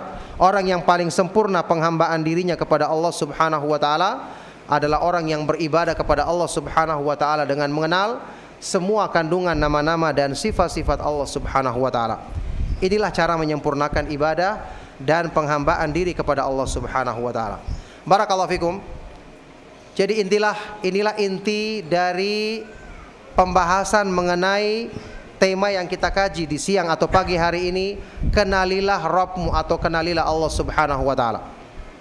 Jadi intinya adalah mengenal Allah yang menjadikan kelalaian hati kita hilang, yaitu dengan cara kita membaca ayat-ayat Al-Quran, merenungkan isinya. Utamanya kita berhenti ketika kita membaca ayat-ayat yang menjelaskan nama-nama Allah Subhanahu wa taala yang maha indah dan sifat-sifatnya yang maha sempurna. Semoga Allah Subhanahu wa taala mudahkan segala kebaikan untuk kita, utamanya kebaikan yang berhubungan dengan pemurnian tauhid kita. Semoga Allah Subhanahu wa taala menjadikan kajian kita di siang hari ini bermanfaat dan menjadi sebab untuk kita dimudahkan mengusahakan hal-hal yang menyempurnakan keimanan kita, penghambaan diri kita kepada Allah Subhanahu wa taala. Mohon maaf jika ada hal-hal yang salah atau kurang berkenan atau hal-hal yang merupakan penyampaian kata-kata yang kurang sopan. Semoga Allah Subhanahu wa taala senantiasa menetapkan kita di atas Islam dan sunnah sampai di akhir hayat kita. Demikian saya cukupkan. Sallallahu wasallam wa barak ala nabiyina Muhammad wa ala alihi wa sahbihi wa man tabi'ahum bi ihsanin ila yaumiddin wa akhiru da'wana anil hamdulillahi rabbil alamin. Langsung aja.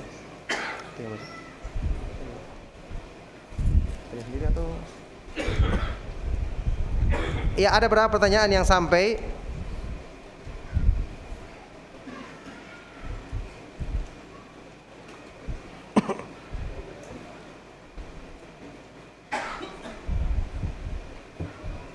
Ini ada pertanyaan pertama sudah kita jawab tadi. Ya, apa bedanya ma'rifat hakikat syariat menurut kaum sufiyah karena mereka mengklaim kebenaran ada pada mereka. Semua orang mengklaim kebenaran. Tidak ada orang yang mengaku dirinya salah. Itu hanya orang yang gila, ya. Dan mereka menolak sunnah ketika disampaikan. Katakan, pembagian ma'rifat, hakikat dan syariat itu dari mana? Tidak ada dalilnya. Yang disebutkan dalam dalil hadis riwayat Muslim, hadis Jibril yang terkenal, hadisnya Umar ibn Khattab adalah Islam itu tingkatannya adalah Islam, iman dan ihsan. Kemudian pengertian mereka, kalau orang sudah ma'rifatullah, mengenal Allah, maka gugur darinya kewajiban syariat. Ini kufur. Di dalam Al-Quran sudah kita bahas tadi, orang-orang yang sempurna imannya justru berlomba-lomba dalam kebaikan. Harusnya makin semangat dia berbuat baik, makin rajin mendekatkan diri kepada Allah. Mereka menyebut kalau sudah ma'rifat, makin malas ibadah, akhirnya tidak mau ibadah sama sekali, tidak mau melaksanakan sholat. Ini keliru jelas. Rasulullah SAW sebelum meninggal dunia sakit keras, bangun berkali-kali, pingsan, bangun lagi. Dan beliau bertanya, hal uqimatis shalah, apakah salat sudah dikerjakan? Beliau datang lagi, sakit lagi, berkali-kali. Ini yang benar makna daripada firman Allah Subhanahu wa taala, wa'bud rabbaka hatta ya'tiyakal yakin. Beribadalah kamu kepada Allah sampai datang kematian menjemputmu. Mereka mengartikan kalau sudah yakin tidak perlu lagi beribadah kepada Allah. Padahal semua ulama ahli tafsir mengartikan yakin di sini adalah kematian. Ala kulli hal, mereka menyimpang dari cara belajarnya, maka cara pengamalannya pun akan menyimpang, ya. Karena ilmunya menyimpang, maka pasti praktek terhadap ilmu juga akan menyimpang. Nah,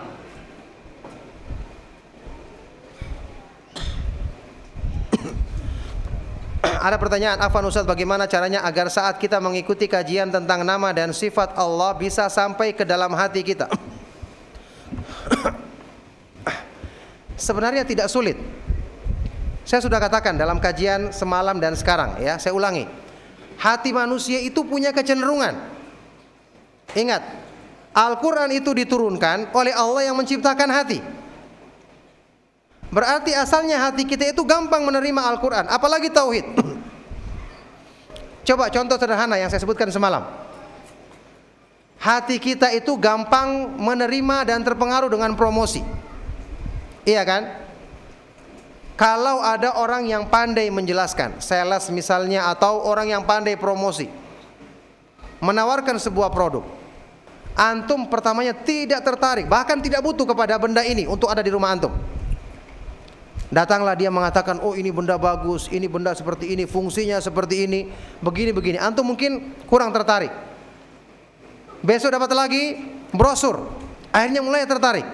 Cari di internet, tanya sama orang yang sudah pakai. Lama-kelamaan tertarik.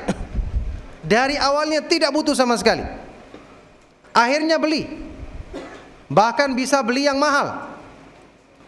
Sampai dibawa ke rumah pun mungkin hanya sekali kita pakai dalam setahun. Contoh saat ini antum beli handphone. Beli handphone. Kebutuhan kita beli handphone mayoritas adalah untuk telepon, SMS, paling-paling dengan internet, iya kan? Tapi fasilitas yang dipunyai dalam handphone tersebut berapa banyak? Banyak. Yang mungkin seumur hidup tidak pernah kita gunakan, atau paling sekali kita coba di awalnya saja. Karena kita terpengaruh dengan promosi, akhirnya kita beli. Hati manusia tabiatnya seperti itu. Padahal sudah kita bahas semalam, kebanyakan promosi itu banyak bohongnya. Dia mengatakan begini, bohong. Tapi kita terpengaruh dan mau beli juga. Tabiat hati manusia kalau ditawari sesuatu yang menarik, maka dia akan tertarik. Nah, sekarang penawaran ini dari ucapan manusia yang dibuat bisa menarik kita. Bagaimana penawaran yang indah yang terdapat dalam Al-Quran, yang sangat sesuai dengan kebutuhan hati kita. Dari firman-firman Allah yang jelas, maha baik firmannya, maha lurus petunjuknya, tidak mungkin ada kedustaan. Apakah mungkin hati kita tidak tertarik? Pasti tertarik. Masalahnya kebanyakan kita kurang membuka hati kita untuk membaca keindahan penjelasan dalam Al-Quran. Karena kita membaca Al-Quran hanya sekedar lewat, jarang kita berhenti merenungkan artinya, memahami isi dan kandungannya. Justru yang lebih terbuka hati kita adalah waktu mendengarkan iklan di televisi atau iklan di koran, sehingga lebih banyak tertarik dengan iklan-iklan tersebut.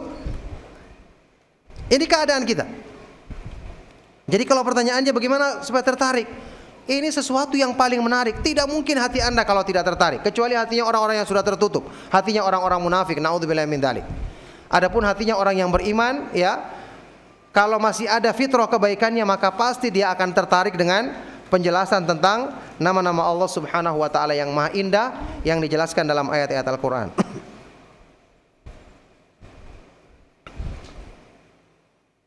Alhamdulillah Ustadz, selama saya mengaji sunnah baru kali ini merasakan indahnya mempelajari ilmu tentang ma'rifatullah. Lewat seorang dokter perempuan betapa penting mempelajari ilmu ini. Ustadz, bagaimana caranya agar saya bisa memberitahu teman yang lainnya betapa indah dan pentingnya mempelajari ilmu mengenal Allah? Tidak perlu repot-repot karena kita mempelajarinya itu sesuai dengan fitrah dan keadaan hati manusia. Ajak dia untuk merenungkan tentang keadaan dirinya, ketertarikannya kepada hal-hal yang ada di dunia ini, padahal keindahan dunia ini terbatas, bahkan semu dan palsu. Bagaimana kalau hatinya mengenal yang maha indah, yang maha sempurna rahmat dan karunia-Nya? Ini merupakan fitrah manusia. Cuman pernyataan tadi saya mengenal keindahan ini dari seorang dokter perempuan, ya ini juga aneh. Kenapa? Mengenal Asmaul Husna itu dari orang yang berilmu, dari penjelasan para ulama ahlu sunnah wal jamaah, bukan dari orang-orang yang tidak ahli dalam menjelaskan masalah ilmu yang sangat agung ini. Nah, apa tujuan Allah menciptakan malaikat? Bukankah Allah memiliki sifat maha perkasa, Allah maha kaya, tidak membutuhkan pertolongan pada makhluk? Antum telah menjawab pertanyaan antum sendiri.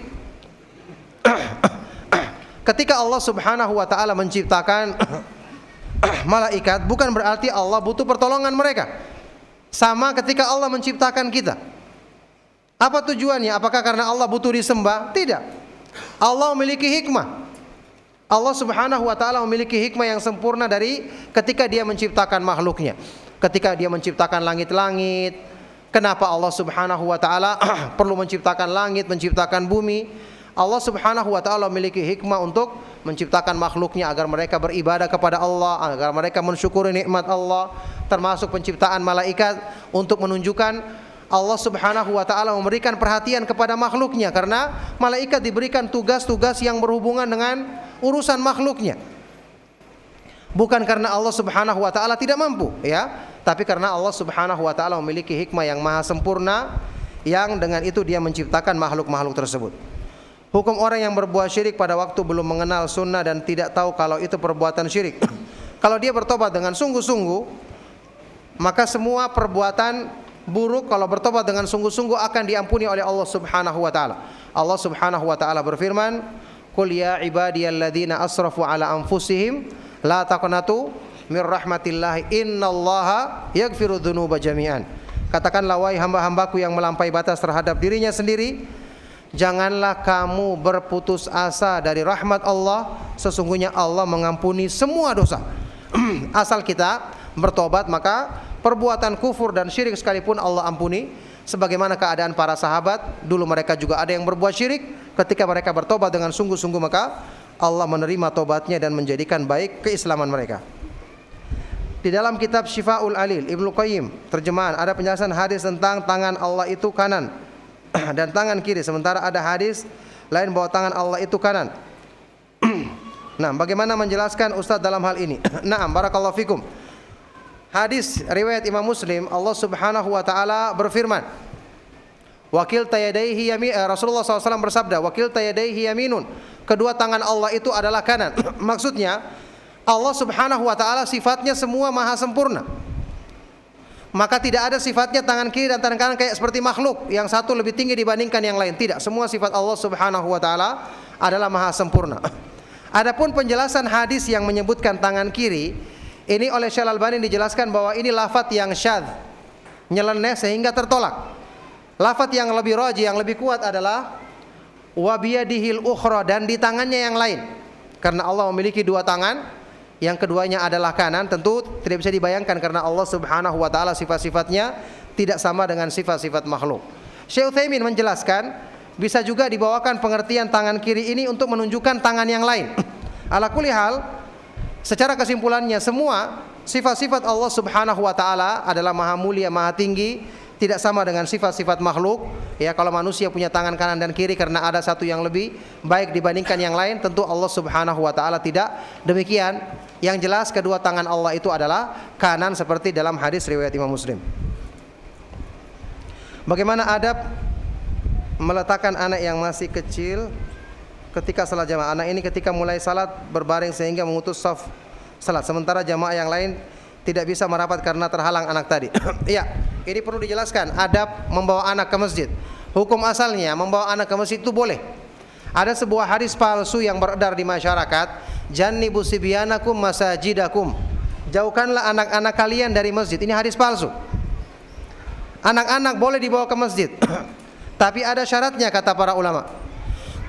Syekh Utsaimin dan yang lainnya termasuk ulama dari mazhab Malik yang sebelumnya menjelaskan bahwa anak yang boleh dibawa ke masjid adalah anak yang tidak mengganggu salat berjamaah. Anak yang tidak mengganggu. Kalau anaknya itu termasuk anak yang aktif, memutus shaf, mengganggu, lari ke sana kemari, tidak boleh dibawa ke masjid. Harus dididik dulu oleh orang tuanya, karena kalau dia mengganggu, orang tuanya yang tanggung dosanya. Adapun kalau anak tersebut diam, bisa berdiri di shaf dengan baik, maka ini boleh dibawa ke masjid. Kalau dia melakukan kesalahan, ditegur. Nah, anak yang seperti tadi suka tidur di shaf, memutus shaf, tidak boleh. Kalaupun dibawa dijadikan di samping dia, ya ini mengganggu keadaannya. Maka anak tersebut diingatkan dulu kalau mau ikut ke masjid maka dia tidak boleh memutus shaf, tidak boleh tidur. Dia benar-benar melaksanakan sholat karena tujuan dia dibawa ke masjid adalah untuk melatihnya melaksanakan sholat berjamaah, bukan melatihnya tidur. Doakanlah saya dan kami yang ada di Madiun agar tetap semangat dan istiqamah dalam mencintai sunnah Rasulullah sallallahu alaihi wasallam. Ya, semoga Allah Subhanahu wa taala menjadikan antum semua dan kita semua selalu istiqamah di atas jalan Islam dan sunnah Rasulullah sallallahu alaihi wasallam. Makanya saya anjurkan dimanapun antum berada, ya, saat ini di hampir semua daerah-daerah yang telah berkembang dakwah sunnah, sangat disayangkan. Perpecahan sering terjadi di antara mereka. Mungkin ada sebagian ikhwan-ikhwan kita yang kita kenal keras dalam bersikap, akhirnya banyak perpecahan. Sangat disayangkan terjadi juga di antara ikhwan-ikhwan kita sendiri yang biasanya dalam urusan-urusan yang bukan bersifat urusan agama. Terjadi perpecahan sehingga pengajian menjadi ditinggalkan.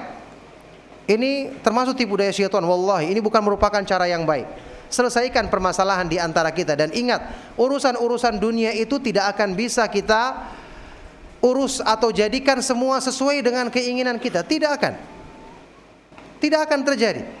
Ya, di antara para ustadz saya ketahui sendiri banyak terjadi perselisihan. Bahkan para ulama tidak akan bisa kita katakan harus semua sependapat. Tidak, banyak urusan yayasan, urusan mendirikan masjid saja, membangun masjid berapa luasnya saja, 10 orang yang ditanya 10 pendapatnya. Apalagi 100 orang, 100 pendapatnya. Kita mau satukan semua. Ada yang mengatakan masjidnya harus luas supaya banyak jamaahnya. Ada yang mengatakan tidak, kecil dulu nanti belum tentu jamaahnya sebanyak itu. Kalau sudah banyak kita akan perluas. Sudah berbeda pendapat. Kalau hal-hal yang seperti ini menjadikan kita semua bermusuhan, akhirnya pengajian malas dihadiri. Wallahi, ini tipu daya syaitan. Makanya dalam urusan-urusan dunia kita harus banyak mengalah. Yang penting kemaslahatan dakwah sunnah ini terjaga. Saya ingat dan ini saya contohkan di mana-mana. Dulu Roja TV, masih radio Roja yang kecil. Ketika saya masih kuliah di Madinah datang, kecil, tidak ada yang minati untuk ngisi di situ. Nyari orang untuk ngisi pengajian sulit, nyari dana sulit. Kemudian berkembanglah radio Roja semakin besar, Roja TV semakin besar. Orang-orang sudah mulai melihat ini radio tersebar di mana-mana. Muncul di situ terkenal kayak artis. Akhirnya ada sebagian orang yang bertanya-tanya, loh saya ini Ustaz Sunnah, kenapa tidak ngisi di Roja? Saya dengar langsung. Ada orang yang pernah ngisi dikeluarkan oleh Al-Ustaz Badrul Salam karena dia punya pertimbangan tersendiri. Muncul kritikan dari sebagian orang, ini Ustaz Badrul dia ingin menguasai Roja, keluarganya saja yang dijadikan bekerja di situ, yang mengurusi di situ. Padahal kalau kita lihat kenyataannya, ya, tentu dengan segala kekurangannya yang ada, alhamdulillah dakwah sunnah tersebar dengan izin Allah Subhanahu wa taala dengan sebab media sunnah ini. Orang lain yang memegang belum tentu seperti ini keadaannya. Kenapa Ustadz Badrul yang pegang? Memang pertama yang menjadi tokoh masyarakat, ya punya masjid Al-Barkah asalnya dan menjadi imam di situ adalah siapa? Bapaknya sendiri. Seandainya orang lain yang di luar situ yang memegang, sudah lama mungkin diserang masyarakat, bubar Radio Roja itu atau Roja TV sekarang. Dengan izin Allah, dengan beliau yang pegang, orang mempertimbangkan keadaan orang tuanya, kemudian dia orang asli di situ dan juga pantas untuk menyampaikan, bagus penyampaiannya. Alhamdulillah. Tidak perlu kita melihat, oh karena saya tidak muncul di situ akhirnya kita harus kritik. Tidak perlu. Siapapun yang menjadi sebab yang bisa menyampaikan sunnah meskipun bukan lewat kita, kita dukung dan kita doakan, insya Allah kita akan dapatkan pahala dan kebaikan. Tidak perlu diri kita yang tampil. Imam Syafi'i rahimahullah ta'ala pernah ada muridnya atau salah seorang ulama masuk menemui beliau, menceritakan, wahai imam, ayuhal imam, tulisan-tulisan antum ya ar-risalah tersebar di masyarakat dan diterima oleh kaum muslimin. Apa kata beliau? Wallahi lawadittu an ya'rifahun nas duna an yunsaba ilayya harfun minhu. Demi Allah, aku sangat senang manusia mengetahui isi daripada kitabku yang mengajak kepada sunnah dan tidak perlu dinisbatkan kepadaku kitab ini satu huruf pun darinya. Ini tidak perlu orang mengenalku, yang penting mereka mengenal sunnah. Ini prinsip yang harus kita bawa, bahwa penyebaran sunnah ini lebih berharga dibandingkan harga diri kita. Kalau kita harus berkorban atau kita harus mundur, yang penting sunnah Rasulullah SAW tersebar, maka ini wallahi adalah kemuliaan untuk diri kita sendiri. Mungkin dengan sebab ini Allah Subhanahu wa ta'ala akan menjadikan keutamaannya kita dapatkan secara sempurna, menjadi sebab kita memperjuangkan dakwah sunnah ini ya dengan ikhlas karena mengharapkan wajah Allah Subhanahu wa ta'ala semata-mata. Makanya ini merupakan perkara yang perlu dinasihatkan kepada kita semua. Semua perselisihan dan perpecahan itu adalah dari syaitan. Antum jangan mau diperdaya oleh syaitan. Takut kepada syaitan, mengikutinya berarti menyebabkan kita tunduk dan diperbudak oleh syaitan itu sendiri. Na'udzubillah min dzalik, seperti yang kita bahas tadi. Ada pertanyaan dari pendengar radio kita. Ya. Bismillah, kita mengetahui bahwa jika meninggalkan sesuatu karena Allah, Allah akan mengganti dengan yang lebih baik. Tapi hal ini berat, terutama meninggalkan pekerjaan yang haram tapi hasilnya besar dan sudah dinikmati bertahun-tahun. Mohon nasihatnya. Iya, barakallahu fikum. Coba tanya sama antum, jujur, antum jawab dari diri sendiri. Pekerjaan antum yang sudah tahu antum itu haram, meskipun hasilnya besar, apakah menjadikan hidup antum tenang? Tidak mungkin tenang. Kemudian pekerjaan itu antum dapatkan dari siapa? Allah Subhanahu wa ta'ala. Rezeki yang antum dapatkan semua adalah dari Allah Subhanahu wa ta'ala. Takut akan hal ini menjadikan kita justru tergantung dan dikuasai oleh hal-hal tersebut. Ketakutan kita yang menjadikan hidup kita terkungkung dalam penjara tersebut. Makanya bertakwalah kepada Allah. Antum tinggalkan pekerjaan tersebut tentu dengan cara yang benar, ya, dengan cara yang sesuai dengan sunnah Rasulullah SAW. Maka Allah akan gantikan yang lebih baik dan menjadikan antum tidak ditundukkan dengan keburukan-keburukan tersebut yang akan semakin menguasai hidup antum, yang nanti pada ujung-ujungnya akan menjadikan penyesalan di dunia dan di akhirat nanti. Na'udzubillah min dzalik. Ya, pertanyaan satu lagi yang dari kertas. Ustaz, bagaimana menunjukkan ekspresi saat mendapatkan nikmat dari Allah Subhanahu wa ta'ala? Tidak ada pelajarannya ekspresi. Waduh, ini latihan drama namanya kalau begini. Ya, ucapkan alhamdulillahilladzi bi ni'matihi tatimmus shalihat. Segala puji bagi Allah yang dengan nikmatnya sempurnalah kebaikan-kebaikan bagi hambanya. Ucapkan syukur kepada Allah Subhanahu wa ta'ala. Kemudian yakini dalam hati kita itu adalah pemberian dari Allah. Kemudian gunakan nikmat tersebut untuk hal-hal yang diridhai oleh Allah. Ini tiga rukun mensyukuri nikmat Allah. Ucapkan pujian atau alhamdulillah, kemudian hati menisbatkan nikmat kepada Allah, dan anggota badan menggunakannya untuk di jalan yang diridhai oleh Allah Subhanahu wa ta'ala. Iya, berikutnya pertanyaan dari pendengar radio kita. Ustadz Afwan, ana mau bertanya bagaimana menyikapi suami yang tidak pernah mengajarkan kita agama sama sekali, tapi juga tidak pernah mengajak kita dan istri ke majelis ilmu atau sejenisnya. Bahkan bila mendengarkan dakwah dari TV Sunnah diganti atau beliau malah tidur. Ana tersiksa, kadang benci hadir. Ala kulli hal ya, intinya pertanyaan ini adalah dari salah seorang akhwat yang menanyakan kondisi suaminya yang tidak mau diajak mengikuti kajian sunnah, bahkan juga kadang-kadang membenci dia mengikuti kajian sunnah. Ya, ini adalah ujian. Berdoa kepada Allah Subhanahu wa taala dan tempuhlah cara yang baik. Nasihati suaminya dengan cara yang baik.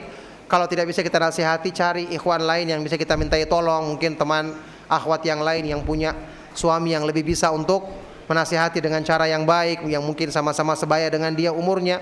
Usahakan cara-cara yang baik. Insya Allah mudah-mudahan Allah bukakan pintu hatinya. Kalau memang keadaannya sudah semakin parah dan tidak bisa diatasi, tempuh cara yang diajarkan dalam agama.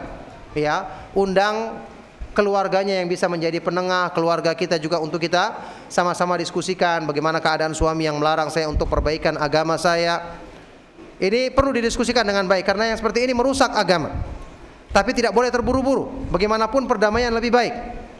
Kalau sudah diusahakan berbagai cara, maka ya kita akan melangkah kepada tahapan-tahapan berikutnya. Ya, usahakan dulu yang saya katakan tadi, nasihat dengan cara yang baik, mungkin dengan teman kita atau suami dari teman kita yang bisa mendekati suami kita atau anggota keluarga kita ataupun yang lain. Ini perlu ditempuh terlebih dahulu agar tidak ya, agar tidak menimbulkan hal-hal yang semakin memperburuk keadaan. Nah, barakallahu fikum.